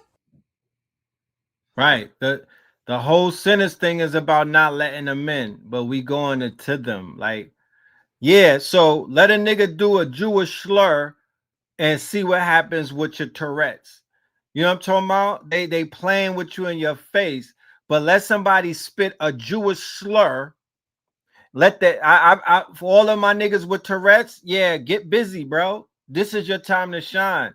Make a movie, go viral, world star.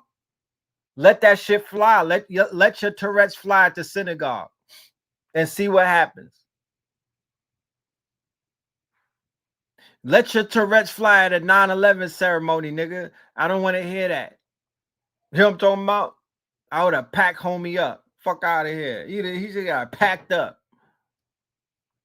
One name particularly stands.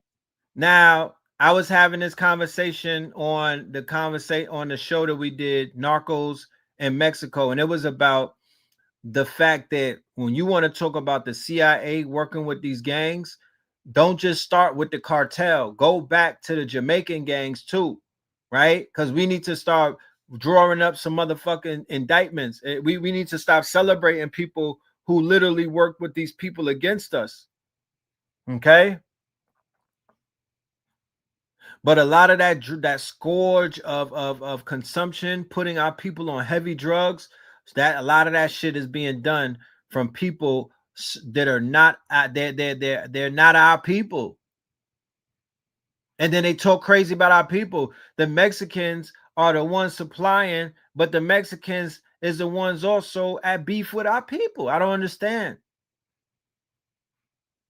So they're the ones supplying the weed. They got fentanyl killing niggas. They giving up the white girl.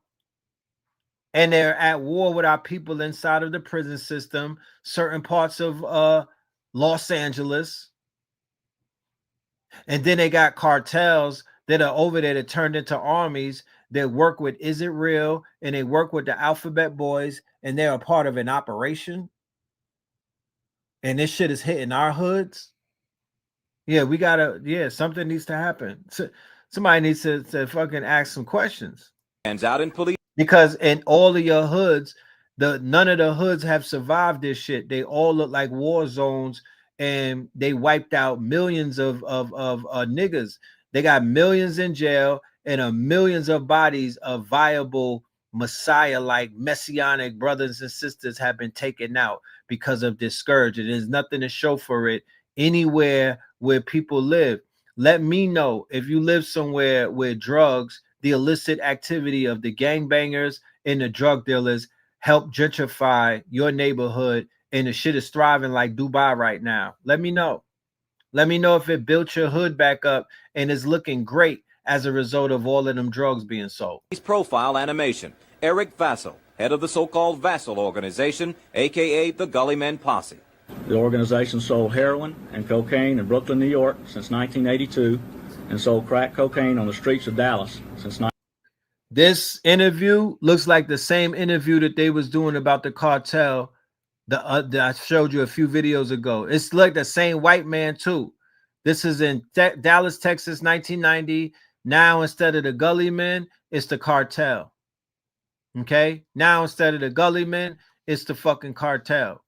But nobody wants to talk about behind these people. Who's the people behind them? Who's creating this? Who's supporting this? Right? What operation is this shit right here? Because it's all the psyops. 1987. DEA, IRS, Dallas PD, all of them had a hand in cracking the ring. Agents say this is how it worked. From an area of Kingston, Jamaica, known as McGregor Gully, crack cocaine was smuggled to New York and on into Dallas. The money made here was reportedly then channeled back to New York, along with illegal weapons. Drug agents say the members would sometimes rent up to 20 cars at a time to transport drugs, money, and guns. And police say they certainly had enough people to do it. We estimate that approximately 2,000 persons are in Dallas now, or have been in Dallas in the recent past, who have been involved. Police say they also wired money from Dallas to New York and on to Jamaica. Thousands reportedly laundered through Western unions in Dallas and New York. And anyone who got in the way of this group, police say, got it bad. Including numerous beatings, kidnapping, and attempted murders. A lot of the cartels were basically hiding their money through Chinese banking institutions. That's the way you hide money from the U.S. You know, you take it to a Chinese money broker.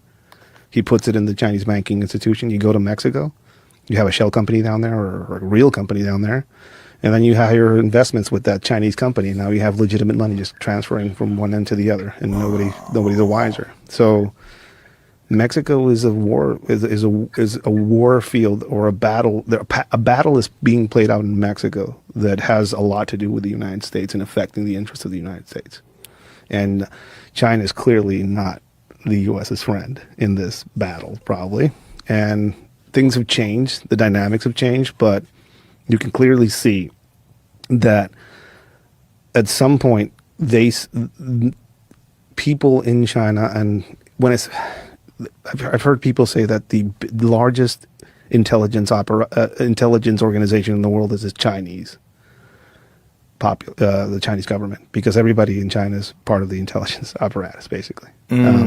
So it's hard for me to believe that all these industrialists and all of these chemists come to Mexico and show these cartel members how to cook, manufacture, make, or actually fabricate. Like they've been fabricating fentanyl in Mexico. There have been a few laboratories found in Mexico where they're actually making fentanyl in Mexico. This is very common now.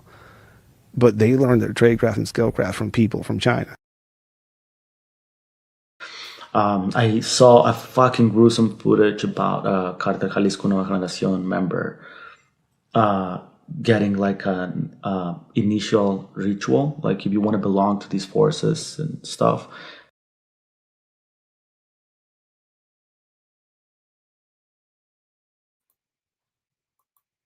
We got to remember, when we're looking at these cartels, we're looking at organizations, right, that are occultic. Okay, these are occult organizations. Some of them are doing human sacrifices the same way that somebody would sacrifice a chicken or a rooster in the African traditional system. When you see a lot of beheadings in Mexico and things of that nature, these are ritual killings. These people are being initiated into a very dark art, right?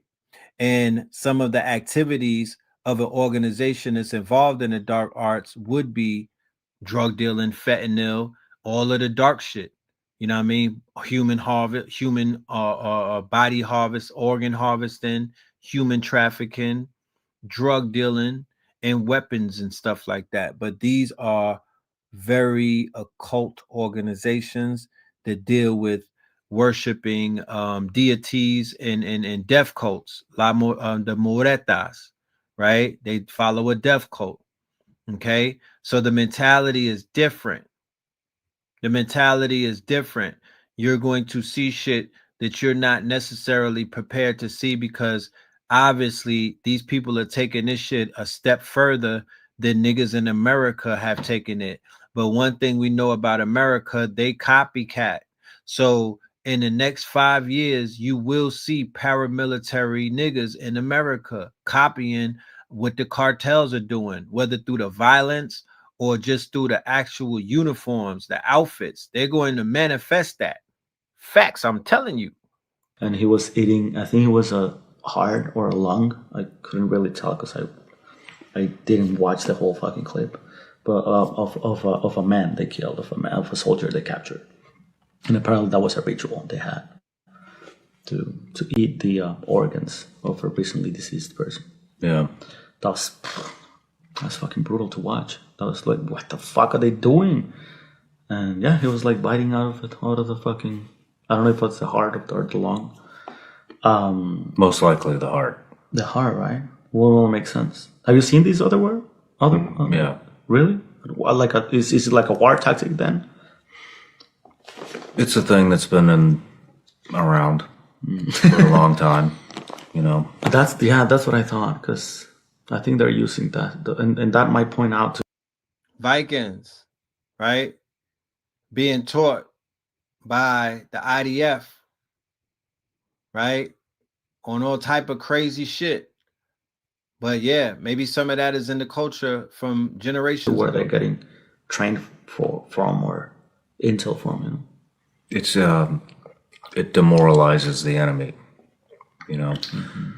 Yeah, that's what they're trying to do. Because another group, when they captured, I don't know if you actually watch Vice documentaries. I mean, they can be tricky in some other parts of the world, but when it comes to Latin America, they're very fucking accurate and they're good. So they did, some of my colleagues in Vice World News, they did this embedding with the Cartel Jalisco in Michoacán. And they interviewed a comandante called El M2, M2. And he was a high up commander for Cartel Jalisco. A few weeks after that, they killed El M2 and they burned him alive. And so I guess that's what they were doing, like trying to demoralize the enemy by capturing first the commander, Chief. Second, a known and public commander who gave an interview to international news, and third, by burning him alive. So, wow.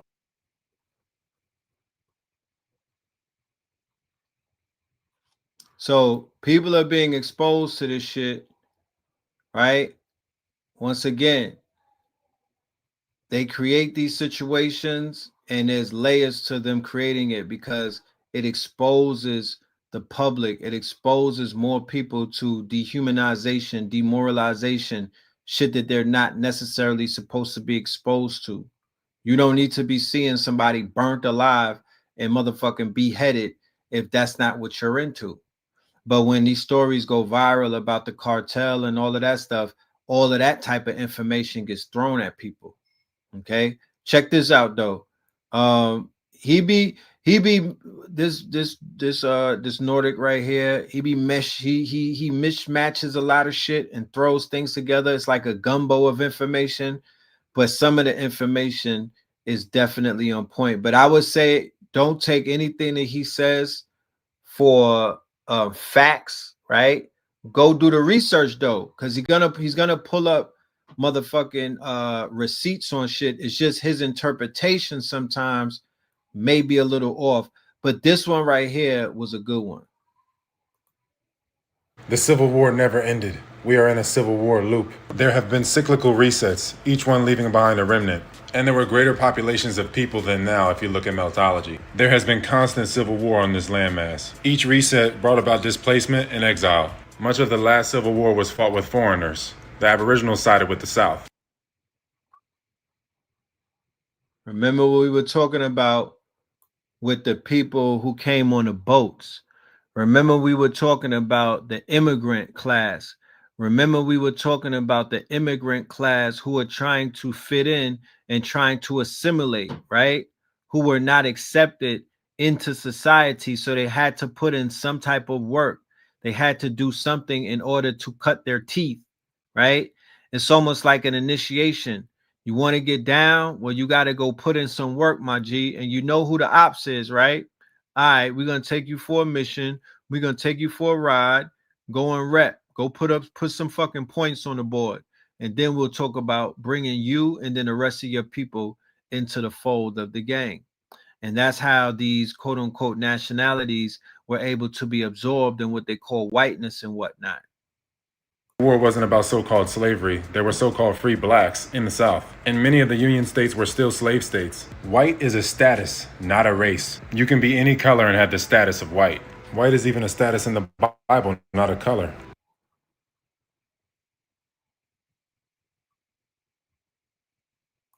Except here. The census is flawed. The head of the house determined the status of everybody else that lived in the house. Enslaved people were prisoners of war. Look at King Philip's War. This is the formula. So-called slaves weren't even named until 1870. This is part of the paper genocide. It wiped out the true Aboriginal identity. It lumped people into categories that don't describe them. Look at the Racial Integrity Act. The records are literally edited. Natives were called Negro, then Black, then African American. Misnomer. Negro doesn't even really mean black. It means river of rivers. Maybe it means this. It wasn't just Virginia. Look, up and down the East Coast. South Carolina, Jersey, erasure. Look, see? Look. Semantic genocide. Black means blank or void. I mean, when the Moors were saying it, you know, but it seems like a lot of people are saying it.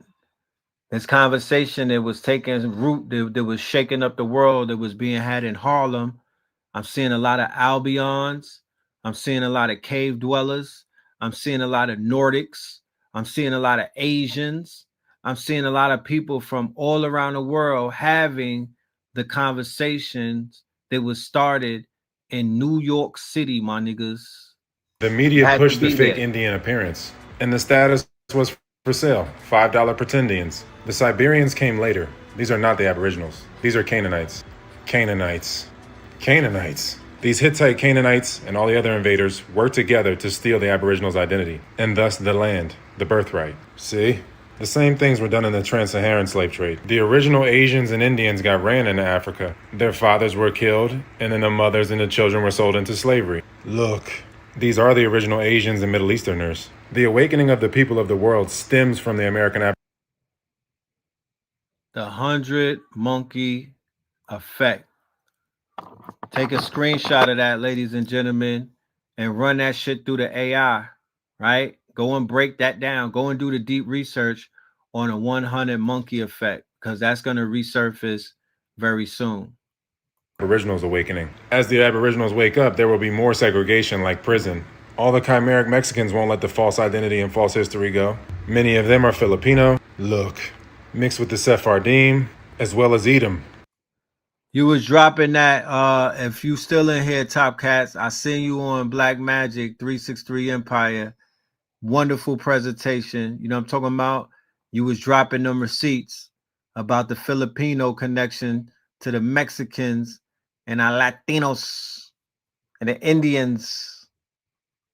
You see the hairy arms? That's Esau.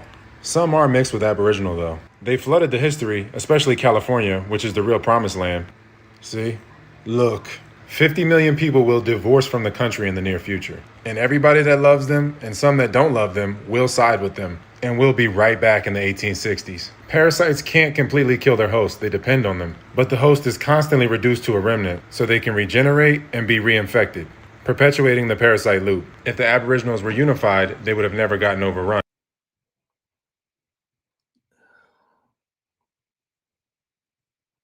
Melanin is about unification, ATP, right? Unification is the nature of melanin. Going against your nature attracts parasites. Unification. Troglodyte Mike going in. Hold on.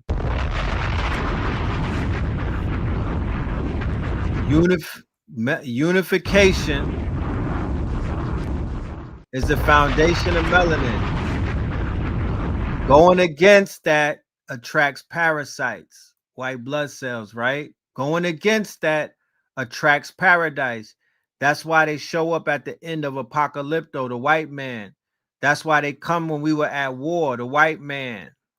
White blood cells. Was an automatic response, an autocorrect from the grid. Autonomous zones will pop up, and they will be mostly racially divided. So communication is likely to break down. So people will need knowledge of self and know-how to endure. Or we stay in a closed loop, infinitely looping.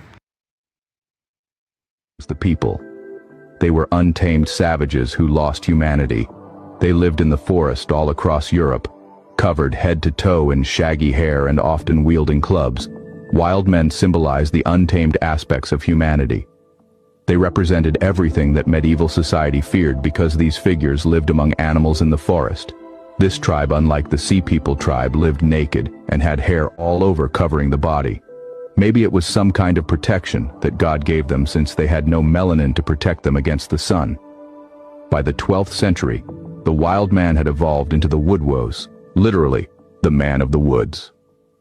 As the name implies, the main characteristic of the wild man is his wildness. Civilized people regarded wild men as beings of the wilderness, the antithesis of civilization. From the earliest times, sources associated wild men with hairiness. By the 12th century, they were almost invariably described as having a coat of hair covering their entire bodies, except for their hands, feet, faces above their long beards, and the breasts and chins of the females, the wild woman. Some paintings shows the wild men as man-eaters and show them taking children and people away. But one thing was clear, the wild men was dangerous, a threat to order. The medieval black people knew they were a threat. The foreign, the enemy, the unknown, and the wild man was all of these in one. King Charles VI of France and 5 of his courtiers were dressed as wild men and chained together for a masquerade at the tragic Bal des Sauvages, which means the Ball of the Savages occurred in Paris at the Hôtel Saint-Paul, 28th January 1393. They were in costumes of linen cloth sewn onto their bodies and soaked in resinous wax or pitch to hold a covering of frazzled hemp so that they appeared shaggy and hairy from head to foot. In the midst of the festivities, a stray spark from a torch set their flammable costumes ablaze, burning several courtiers to death. The king's own life was saved through quick action by his aunt, Joanne, who covered him with her dress. History even records encounters with wild-looking people. In 1725, Germany, Peter the Wild Boy was found living in the woods, walking on all fours and eating roots after seeing him. King George brought him to Britain as a curiosity. In his picture, you see a black knight saving a woman from the wild men. It shows how savage and barbaric the wild men was. In the 15th century, they begun to gather and decided to invade the black royals of that time. Depicted in this tapestry of the 15th century, the tapestry itself was lost for centuries, locked away in a bank vault in Cologne during World War II, later discovered among Nazi-stolen art. Why was this tapestry hidden? What power did it hold? During World War II, narrowly escaping the grasp of Nazi officials, I'd like to see a white person make a compilation just like this. Kyle Basinga, he was found hanging from a tree just this month, 2026. Javante Jamal Schubert Helton was found February of 2024 hanging from a tree. Twin brothers Quadir and Nazir Lewis, they were found in a murder-suicide. Remember, we was just talking about the mountaintop. This was March. This was right before the Stone Mountain. This was right before Stone Mountain, y'all. Trey Reed was found September of last year hanging from a tree on Delta State University property. Javon Givens was found in October of 2025 hanging from a tree in New Mexico. Davion McGee was found in September of 2024 in North Carolina with a rope around his neck and dead. In September of 2025, Yo-Yo Lubrin was also found hanging from a tree. There was a black man that was found in June of 2025 in Albany hanging from a tree, and they still haven't identified this man. Tory Medley was found hanging from a tree in Wisconsin back in November of 2025. And Steven Stiles was found back in 2021. So this isn't just starting to happen. It's been happening. These are just some. So with the technology that's out where you could get traced and tracked from your phone, right? People could definitely get stalked and whatnot too. If niggas had any type of, if they were anything like cartels, or if they had any type of real pride, shit like this would not be occurring, and it won't be happening waiting for Benjamin Crump to say something. There would be some type of military response. There would be some paramilitary responses at this point, and there's none. And that's the sad part. They do have a group that's stepping up I'm gonna play them in a video, and y'all tell me how y'all feel about them. Black people don't hang themselves from trees.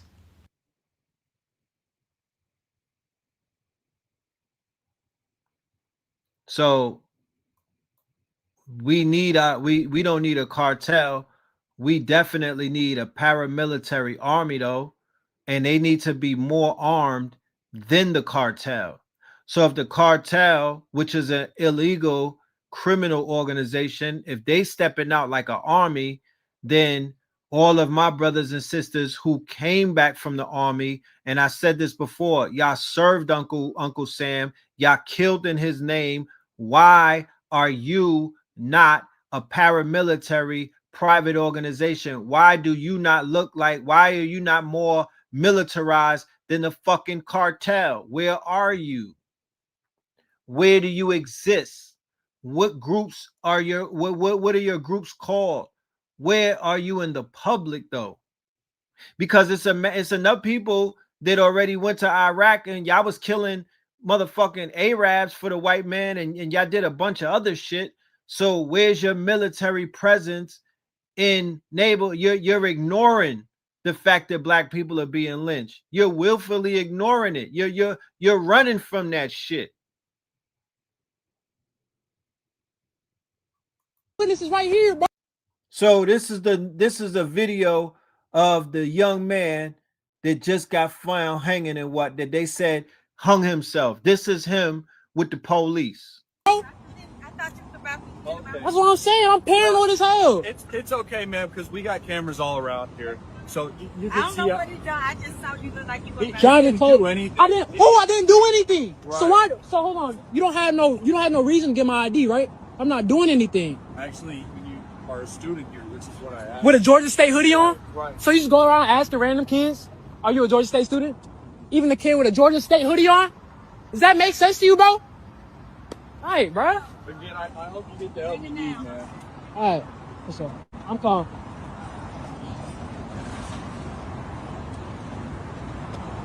I just gotta videotape this bullshit, bro. Like, this is literally a police harassment. How you gonna ask me if I'm a Georgia State student with a Georgia State hoodie on, bro? Georgia State hoodie on, gang. Come on, bro. Use your brain, nigga. Treat me like I'm, cuz, bro. Treat me like I'm some crazy ass nigga, bro. A random car drives behind me close like that. What? Bro, look where you are, nigga. I was on the sidewalk right here. You was driving close as fuck to me, bro. Come on, bro. Hey, man, I'm just gonna tell you again to chill out and stop screaming and don't get in my face, okay?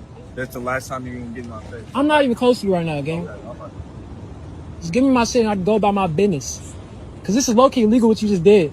You just checked me for no reason. So it's situations like this that I'm speaking about raises alarms about them people tracking you now, putting Israeli spyware on your phone and tracking you and tracing you, abducting people, stopping them on some sundown shit. I don't trust none of these folks. You feel me? I don't trust none of them, especially when you got situations where you might be suing them and whatnot. Bruh. Well, what was your reason for getting my ID? You said you were a student, so I asked your parents. No. What was your initial reason? Because you see my hoodie. I have a Georgia State hoodie on, bro. Right, and what I asked? What I'm saying? What was your reason? Hold on now. What was your reasoning? What did I ask? What was your reasoning, dude? You can't just ask anybody you're a Georgia State student. What was your reasoning? Did I commit a crime? Did I commit? That's what I'm saying. Thank you. You seen that? Thank you. You seen that shit, right? Yeah, nigga. So he's being harassed. He's being profiled, right? Do not and will not accept any. So here's the group that I'm talking about. Check them out.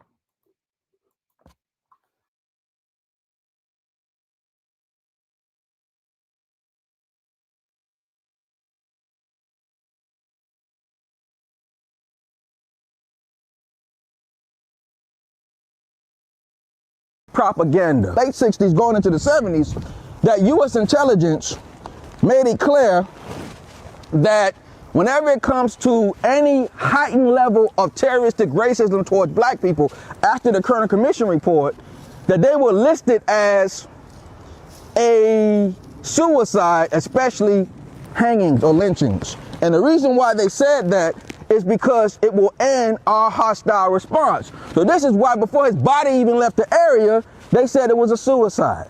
This is why in all the cases of us being lynched, they do so, because that is a part of U.S. intelligence madness towards our people and their liaisons in the media and in other segments of law enforcement, local, state, federal, and beyond.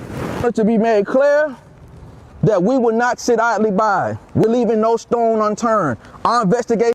How does showing up to a place after somebody is already killed with guns helping anything? I'm wondering. What is this supposed to solve other than somebody clout chasing or trying to get attention? You're standing in the woods after somebody already got found hanging, talking about this is not right.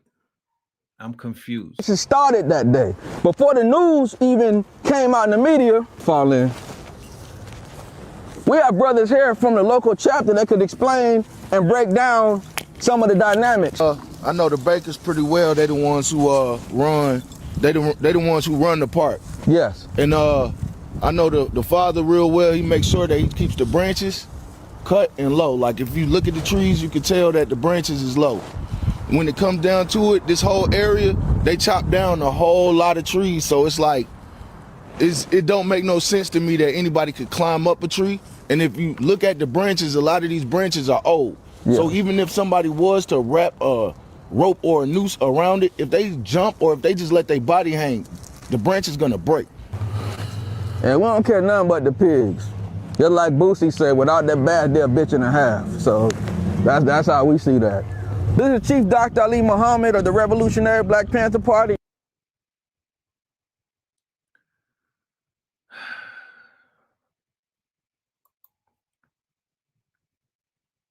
How y'all feel about that, man? I did say that I was gonna talk I was gonna talk to y'all like, is that what we need in Black community? Is that what's needed?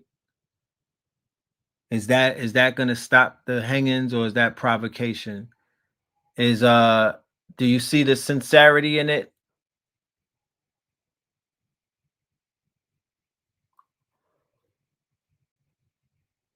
Let's go into this video. He about to cook the goddamn $5 Indians real quick. You know what I'm saying? This is Sweet Pete right here. My nigga Sweet Pete. I'm gonna let him cook though. All right, racists. Did you know that it's scientifically proven that Native Americans come from Siberia? We have unpacked this story many times, but there's something that we need to emphasize with today's lesson. I notice this subject tends to draw emotions one way or another, but what people need to realize is that the subjects that I cover comes from studying and learning as I go. I'm not uncovering or unpacking some deep, dark secret from the archives of Moses. I'm just learning alongside my team, and then it's shared with you all. Everything that I learn can be verified. I also give you a little Easter egg by making my captions something you can Google so that you can verify what I cover in my video. Everything is well thought out, with sharing information as the main objective. So please lose the emotions and offer information if you have it. Don't criticize me for something a corporation placed online and then labeled as factual information. Don't punish my eyeballs for something someone else's hand typed. Now, let's get back to business. Anthropology has been a very big topic on the debate of who is original to this nation and land. The most robust truth we have comes from DNA. Genomic sequencing from ancient remains reveals that Native Americans are primarily descended from a population known as ancient North Siberians. Haplogroups that match their profile are primary lineages A, B, C, D, and X, which all point back to a Siberian or East Asian source. History has stated for quite some time that these groups descended through Alaska, but the arrival that precedes Alaska is a group of East Asians and a group of West Eurasians that met and intermingled in the region of Beringia. This group became genetically isolated for thousands of years. It was during that period of isolation that they developed unique genetic markers that define the Native American populations today. The natives entered the Americas in multiple waves, some via land, some via sea. This data is very important to make one emphasis.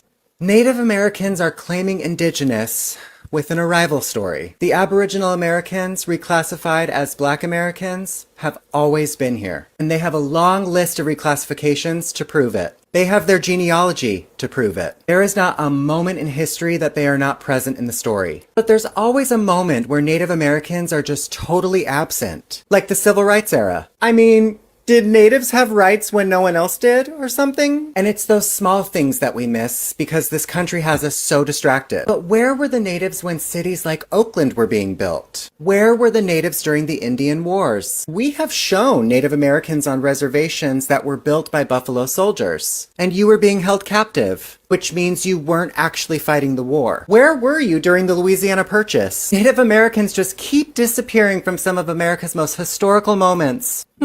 Native Americans didn't gain citizenship until 1924, the same year Virginia reclassified all of the indigenous Black Americans. Call it a coincidence if you want, and although my questions are rhetorical, I'm sure you'll have answers for me. Thank you all for listening in.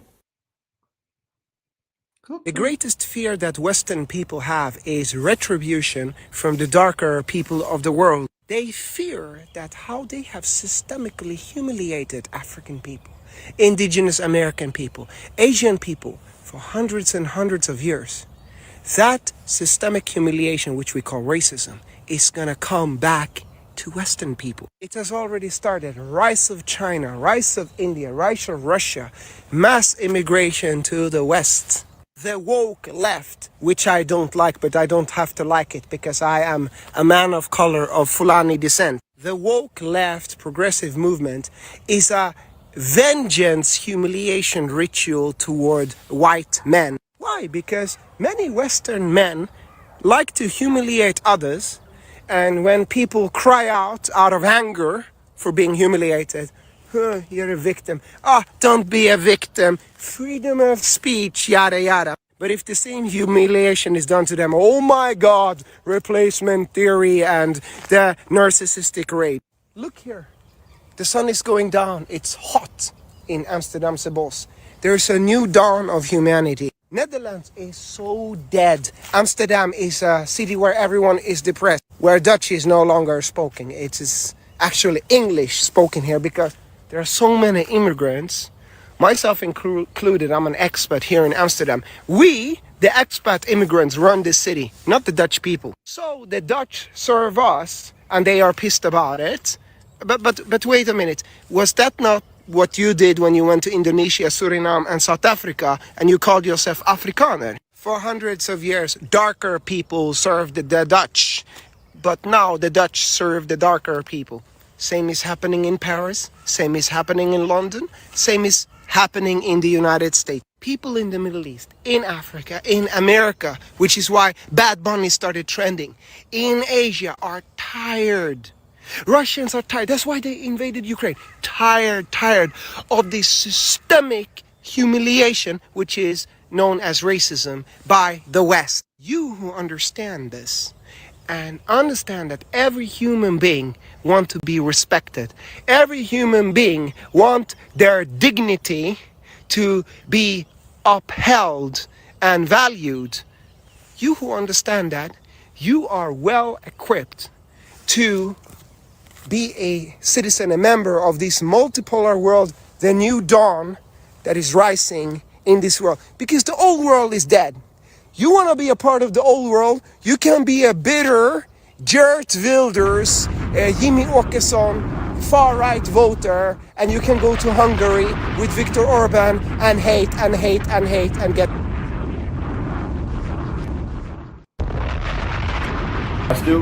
Does Israel have...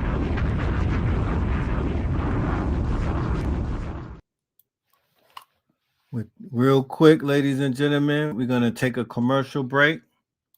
All right, let's take this quick commercial break to remind you about what we got coming up. Let's go.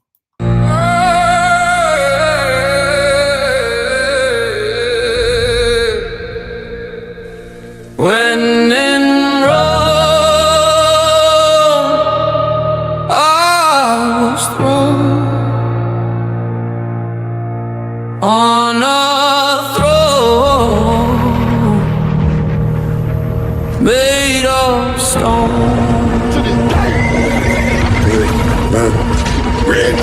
Red sky over cobblestone roads. Fire horse run where the river won't flow. I was just a kid with a crown in my head, counting every step, trying to outrun dread.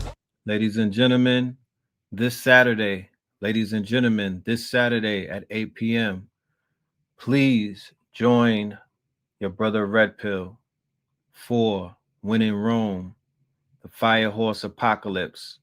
Our brother Blue Pill will not be joining us. He is currently in New York City. He got caught up and there was a blizzard out there. He had an event at Nicholas and it got postponed. He does not have his computer, nor does he have his presentation with him. He was not planning on being in New York for more than 3 days, but he has to be out there for about 10 days now. So I spoke to him today. And what we'll be doing is we're going to get his part done, but it will not be on the Saturday. And I don't want to keep pushing this thing back. So I'm going to have my presentation on Saturday, When in Rome. All right. I see. Shout out to everybody who's already got your tickets. And I will see all of the new ticket holders in the building. Yeah, the QR code that you see right there, the white QR code, that'll get you access to the Eventbrite. And you can also get tickets through the Cash App and whatnot. You can also get your tickets through the Cash App that's on the screen. When in Rome, we will see you in the building. The Fire Horse Apocalypse. And what does the Fire Horse Apocalypse entail? And what does it mean? Everything that you've been seeing on this show today. Everything that's been revealing itself. The apocalypse is about a revelation. The apocalypse is about something that's being revealed and whatnot. And what's being revealed in so many ways ever since this calendar year started, when people reflect and say, damn, it's only 2025 and the year is already going crazy. It's already a lot of things going on. Well, one of the main things that's taking place that people are going to respond to, or people should be reflecting on, is that there's an apocalypse taking place. There's an apocalypse, and an apocalypse speaks of an awakening. All right. An apocalypse is basically an awakening. There's a mass awakening taking place. There are a bunch of people who are now on the freshman level where you probably was the first day or the first year that you woke up. There's a lot of people that are freshly woken up. Words that you have said to them now hold more weight. They're curious. They want to know. They even trying to teach you about shit. Now they conspiracy theorists and whatnot. That could be a good thing and that could be a bad thing. The Fire Horse, we are inside of this new Fire Horse era. The signals are already going off.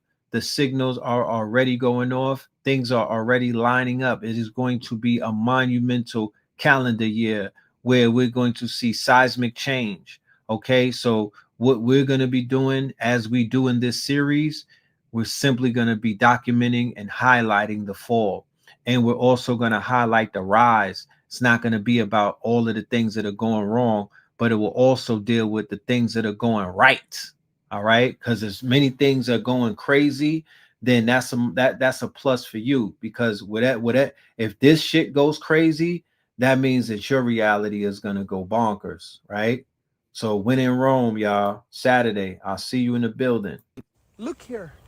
The sun is going down. It's hot in So my Amsterdam. prediction moving forward is that the gringos, people outside of America are going to start reacting negatively towards America. And you can go to Hungary with Viktor Orban. I was when I was in Latin America, I picked up on the energy, and yeah, it's going to be a negative pushback against gringo culture. So it's imperative that you distinguish the fact that you're not a part of gringo culture. You have to distinguish the fact that you're not a fucking gringo, because it's not really established right now. You are a Black Roman until you show that you're not, right? You are a Black Roman. You're part of the Romanistic Empire until you can show that you're not. And hate and get. So they shot up the goddamn airlines, probably in the Amazon, probably started shooting it up in the Amazon, and the jet leaving Bogota, right? to Miami was riddled with bullets. The wing was riddled with bullets when it landed in Miami and whatnot. My only theory is that when they flew over the Amazon or somewhere, the rebels and whatnot probably was shooting at the plane, because anything else doesn't really make too much sense. But yeah, that could have been that could have been ugly. That could have went real crazy. Yeah. And understand that every human being wants to be respected. The whole world is getting sick of this people. They're getting tired of this parasite. French, right? Every other day, something is they're being exposed. They're being revealed. The curtains are coming back. There's a curtain calling them. A Frenchman in his 70s. That's around 200 victims, little boys. And he is giving them, listen, watch this. He's giving them HIV. Listen, watch this. Guys aware of what's happening in Senegal. There's a man called Pierre Roberts that recruits young men to have sexual activities with them. And the worst thing is he has a disease called HIV. Yes. V. Comment the word active. I just done a full breakdown, but it's crazy. This world is such a disgusting place, isn't it? Knowing you think that we're normal. So it's not like this shit wasn't happening before. All of these things were happening before. It's just that people were so asleep that they were not speaking about it. All of this was happening before. It's just that these people were so asleep that they were willfully ignorant to saying anything about it. But because we're in this era, because we're in this window and whatnot, a lot of alarms are being rung and whatnot. A lot of fires are being lit. A lot of people are being exposed. A lot of eyes are beginning to open up. And what does that mean? Ultimately, that somebody's life may be saved. Ultimately, somebody who has something to speak out on will get the bravery to speak out on it. Ultimately, it will deter people who have been blatantly doing they've been doing atrocities in plain sight. They've been getting away with, they've been so cocky with it. They've been getting away with so much that they literally started to become super arrogant and cocky with their devilishment. Like the Balenciaga photo shoot and everything. They were just putting it in people's faces. So yeah, they need some type of pushback. Consciousness is a kryptonite to them. Consciousness is a kryptonite. The more people find out about what they're doing, the more people discover who the fuck is around them, the more people are aware of who they are versus who they're not. Because you don't even need to be exposed to the wickedness of the world to basically be protected. All you have to do is to come into an enlightenment as to who the hell you are, and that will really begin to shield you. You'll build up a discernment and whatnot. You will not attract the devil. You will not attract the parasites. You will not attract the dust mites and whatnot. There's an attraction. There's a pheromone that they're attracted to. So what we are attempting to do is build up that auric field so these parasites don't attach. That and that's on a macro and a micro level. It starts individually and it goes into the whole entire diaspora. But no, we're not even normal. These weirdos, like there's too many of them. It's crazy. He has that disease, so he recruits the less privileged from the street and organize parties to have sexual activities with these young men. He's been doing this for the past 10 years. He has been arrested, even in prison. Listen, guys, comment the word active, head to Bounce or YouTube or link in bio. It's disgusting, man.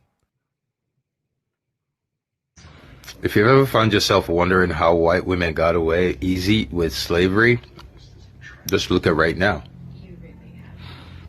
If you've ever wondered how white women managed to not take any blame for slavery, how white women have managed to just slide through life, through history, and escape just look at right now. No one is talking about the number of white women in the Epstein list who were offering up their daughters and their sisters. Hello. There were women. Okay, there's an Arab woman offering up her sister, but the doctor at Mount Sinai Hospital, who had a 15-year-old daughter with friends coming over, she invited Epstein over to her house. The princess, whatever, like the number of white women in that list that were offering up their daughters. Let's not forget that Epstein paid a white woman and sent her to Columbia University, where they got her admitted through illegal means. Now the people that admitted her have been fired. But Epstein got himself a white woman to become a dentist so that she can help take out the teeth of children so that they cannot bite back when they... It's a woman that did that. White women were offering their children, their daughters. White women were offering their daughters to Epstein. But nobody, everyone's just talking about everything else in the Epstein list. And somehow we've just managed to just gloss over this one fact. And that's how white women got the pass for slavery. Be a hot take, but if America wants to actually heal, we need to completely end the concept of whiteness. White people like to claim to this idea that we are inherently a superior race. The concept of whiteness wasn't invented until the 17th century. Even then, it was only used to justify oppression of people based off their skin color. So you could easily identify who was somebody in power and who wasn't. You saw a white person walking down the street versus a black or brown person, you can immediately assume social status, which if you're trying to extract wealth from those individuals, makes it very easy to tell the place of those people. That's why I think it's so ridiculous when people are like, oh, white people are superior, because we literally could not do anything throughout history by ourselves. We had to have black and brown people do it for us because we're so fucking incompetent. Whiteness isn't real. It's a social construct made up under capitalism to exploit wealth and extract resources. You are not special because you have lighter skin. You are not God's chosen people because you have light skin. Even calling yourself a white person doesn't even make any fucking sense, because it was something that was created relatively recently and only under the basis of creating a system of slavery and oppression. Concept of race as a whole is completely made up. So shut the fuck up. When you think about it, I mean, let's take a toll, right? Let's take a quick toll.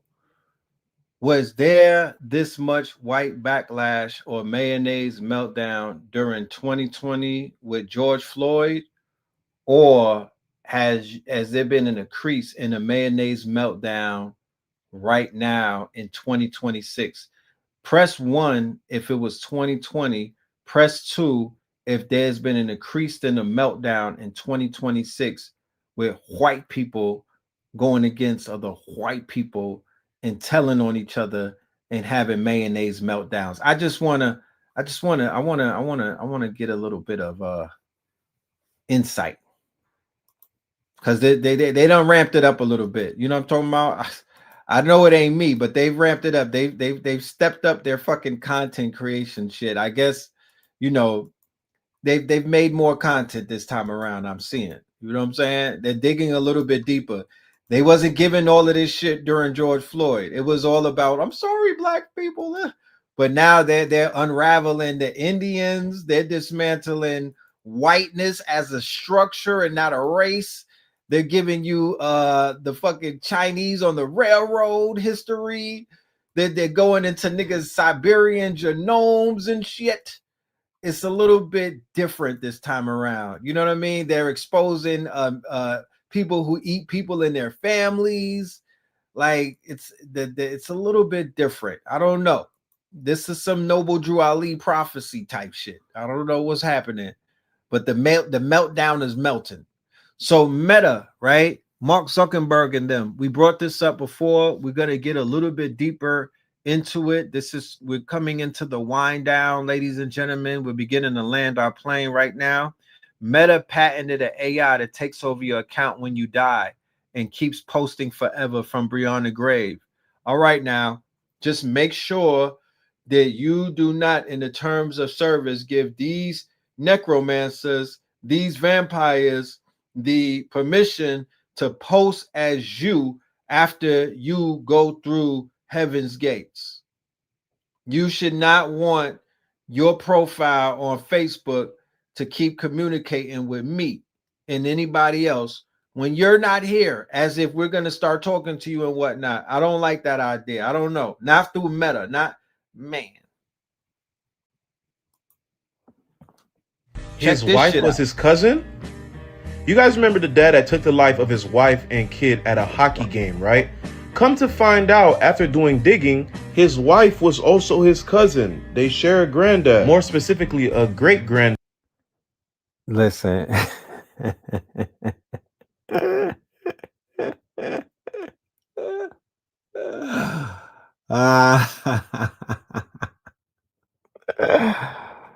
Oh man, this shit is crazy, bro. This is a Jerry Springer episode right here.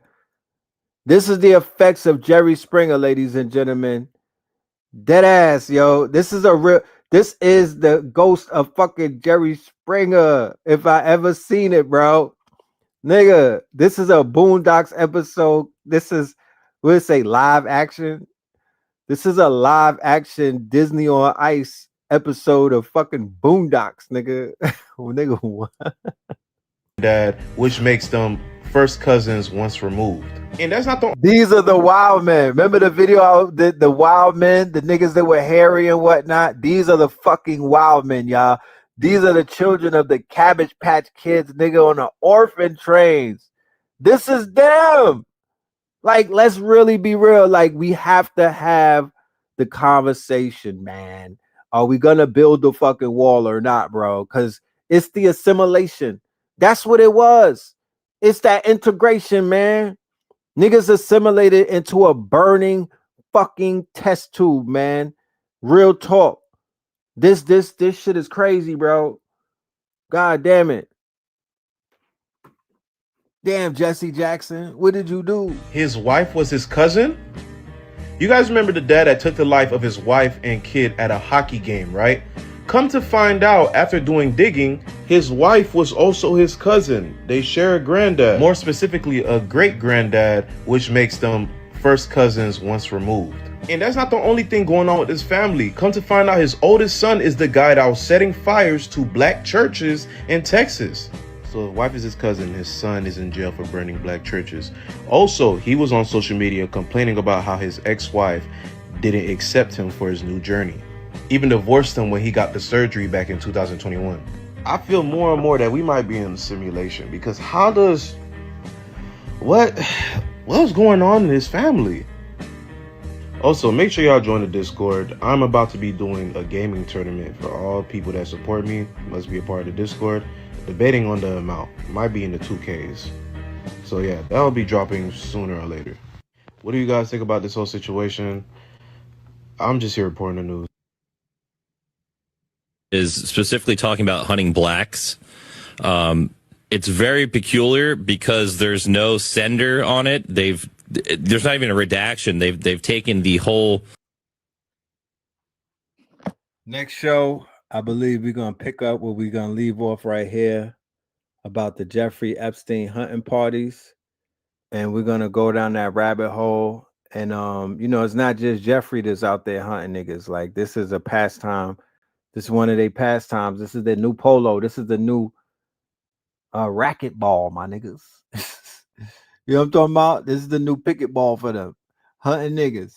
Sender name off, and it's very mysterious, if you will. But it says the snipe hunt is over. Moon crickets in field bag. And moon crickets is an old racial slur for blacks, for slaves that would work overnight. And then he says, guess what? And then he drops the hard R right here. That's Epstein here. And people say, oh, well, what's the big deal? We have even the BBC admitting these big globalist groups and organizations in Bosnian war zones doing these hunting things. This comes up over and over again, but give us the latest. So yes, this has been going on for a long time. That it's always been talked about that these hunts happen very similar to like a private ranch where you'd have turkeys running around and they're all enclosed in a place where they can't escape. So they would take humans that maybe didn't want to be raped anymore. We're starting to fight, and then they'd say, "All right, we're going to send you out in the field, and we'll have our last little fun with you." Called it the most dangerous game. And then we have another email here from the Rothschild. Arian Day Rothschild says, thrilling hunt. Amazing. Old male. Amazing hunt. Bankers should be careful. So they're probably killing some globalists that made them mad. They'll also, and again, this is in so many cultures, so much documents, this always comes out, and it's over and over and over and over and over again. And we have witnesses saying they were part of hunts. They'll usually kill one member of the hunt that's being hunted at Zora Ranch. This just came out with Bohemian Grove. This just comes out over and over again. Sometimes they would be on grounds. Let's be very clear. Alex Jones is the police, okay? That is the police right there. He is control op. Let's be very fucking clear. He's another one of those Joe Rogan types that sits around willfully ignorant to shit that they more than likely participated in, that they more than likely have their hands in. You know, this will definitely come out in the future, yo. At these different beautiful mansions where there were woods and they were hunting parties, so we would be dressed up in certain costumes or naked or something and sent to hide and then be hunted. There would always be a child or maybe more than one unalived at the end of this. And actually, these people, I have seen cooked babies brought out on platters. They do eat human flesh. They do drink human blood. And sometimes the rituals would also be outdoors, so there would be like a gang violation. Once again, you got to take a lot of what people say with a grain of salt. You know, propaganda is always real. However, we will explore it. We will go down the rabbit hole. We're going to go and do some of the quote unquote field research to see if these things have credibility. You know, we ain't gonna traumatize you, but we do have to expose what needs to be exposed. You know, this is some Romanistic shit going on. You know what I'm talking about? They was doing that all the way back in Rome. So when in Rome, ladies and gentlemen, yeah, so with that being said, we're going to go ahead and get a word from our sponsors, and then we're going to go ahead and let you guys do what you got to do with the rest of your day, all right? Let's go. V-Cell Sea Moss, the best tasting sea moss gel in the world.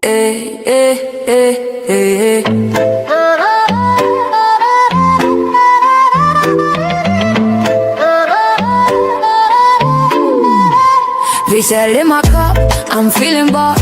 21 flavors powered by sea moss. Glow from within, yeah, we never fall off. Count it up, 99 minerals, flaws. V-Cell in my cup, I'm feeling right. Sip to the sunrise, dance to the night. From the ocean's kiss to your city lights. 21 flavors, pure health in every bite. Drip so clean, we're custom made. From reef to street, we elevate. Gold green gel, set the record straight. Nature in a bottle, that's a better way. Charge me up, no caffeine crash. Clean energy, steady splash. From skin to gut, yeah, we live from within. Wellness on 10, let the rhythm begin. Pour it up, pour it up. Feel the wave, body thanking me. Every sip, ocean wisdom in this glass. V-Cell magic, sea moss. V-Cell in my car, I'm feeling boss. 21 flavors powered by sea moss. Glow from within, yeah, we never fall off. Count it up, 99 minerals, flaws. Island breeze in the city maze. We're mineral rich in 1,000 ways. Immunity high like the summer rays. Hydrate the hustle, fuel your days. Berry, mango, ginger, lime. Pick your flow, your flavor, your time. Beauty and balance we redefine. Every little sip, align your shine. Pour it up, feel the way. Body thanking me for every sip. Ocean wisdom in this glass. V-Cell magic, sea moss. V-Cell in my car, I'm feeling boss. 21 flavors powered by sea moss. Glow from within, yeah, we never fall off. Count it up, 99 minerals, flaws. From the coral choir to the heartbeat drum. Roots run deep where the wild tides hum. Real ones know where the glow comes from. V-Cell in the mix now.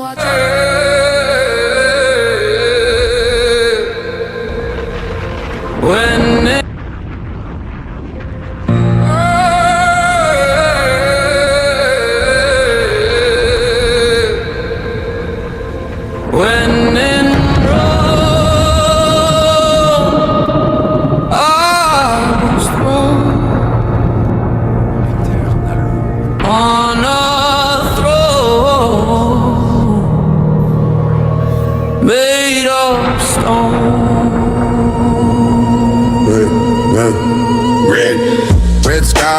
cobblestone roads. Fire horse run where the river won't flow. I was just a kid with a crown in my head, counting every step, trying to outrun dread.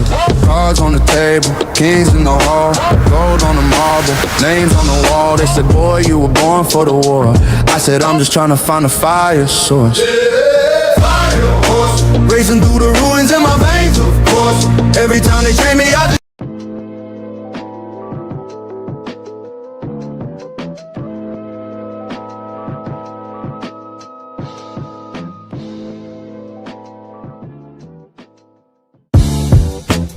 can't beat us, join us, please bring your coinage.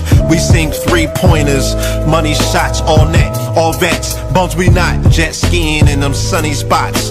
With women edible like gummy drops. Dummy stop, dummy stop. No weapon form can intercept a storm. Once my intellect is on, I'm projecting on magnetic fields and interact with blacks with athletic bills.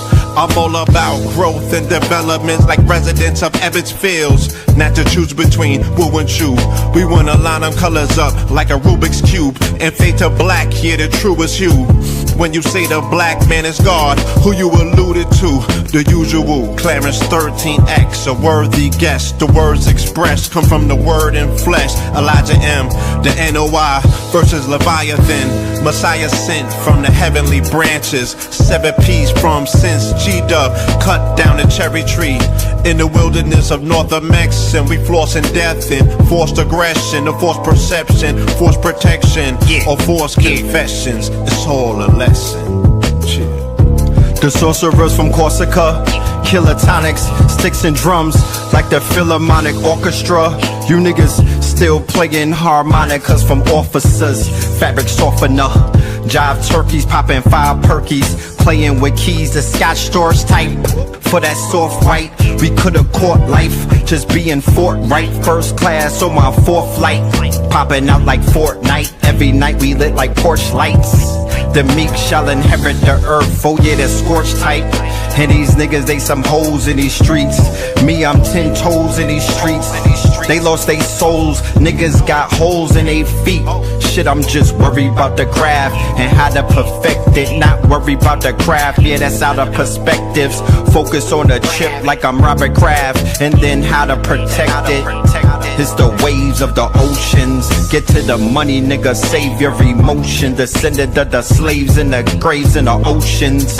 Mastermind that the waves is in motions. These niggas, they addicted to the folly, addicted to that molly. Making me a movie, them sticks made of holly. I'm Dr. Manhattan, sitting on top of Manhattan. When I get all 5 rings, snap my fingers and pop up on satin. Dressed in all black, yeah, drop top the Phantom. Best.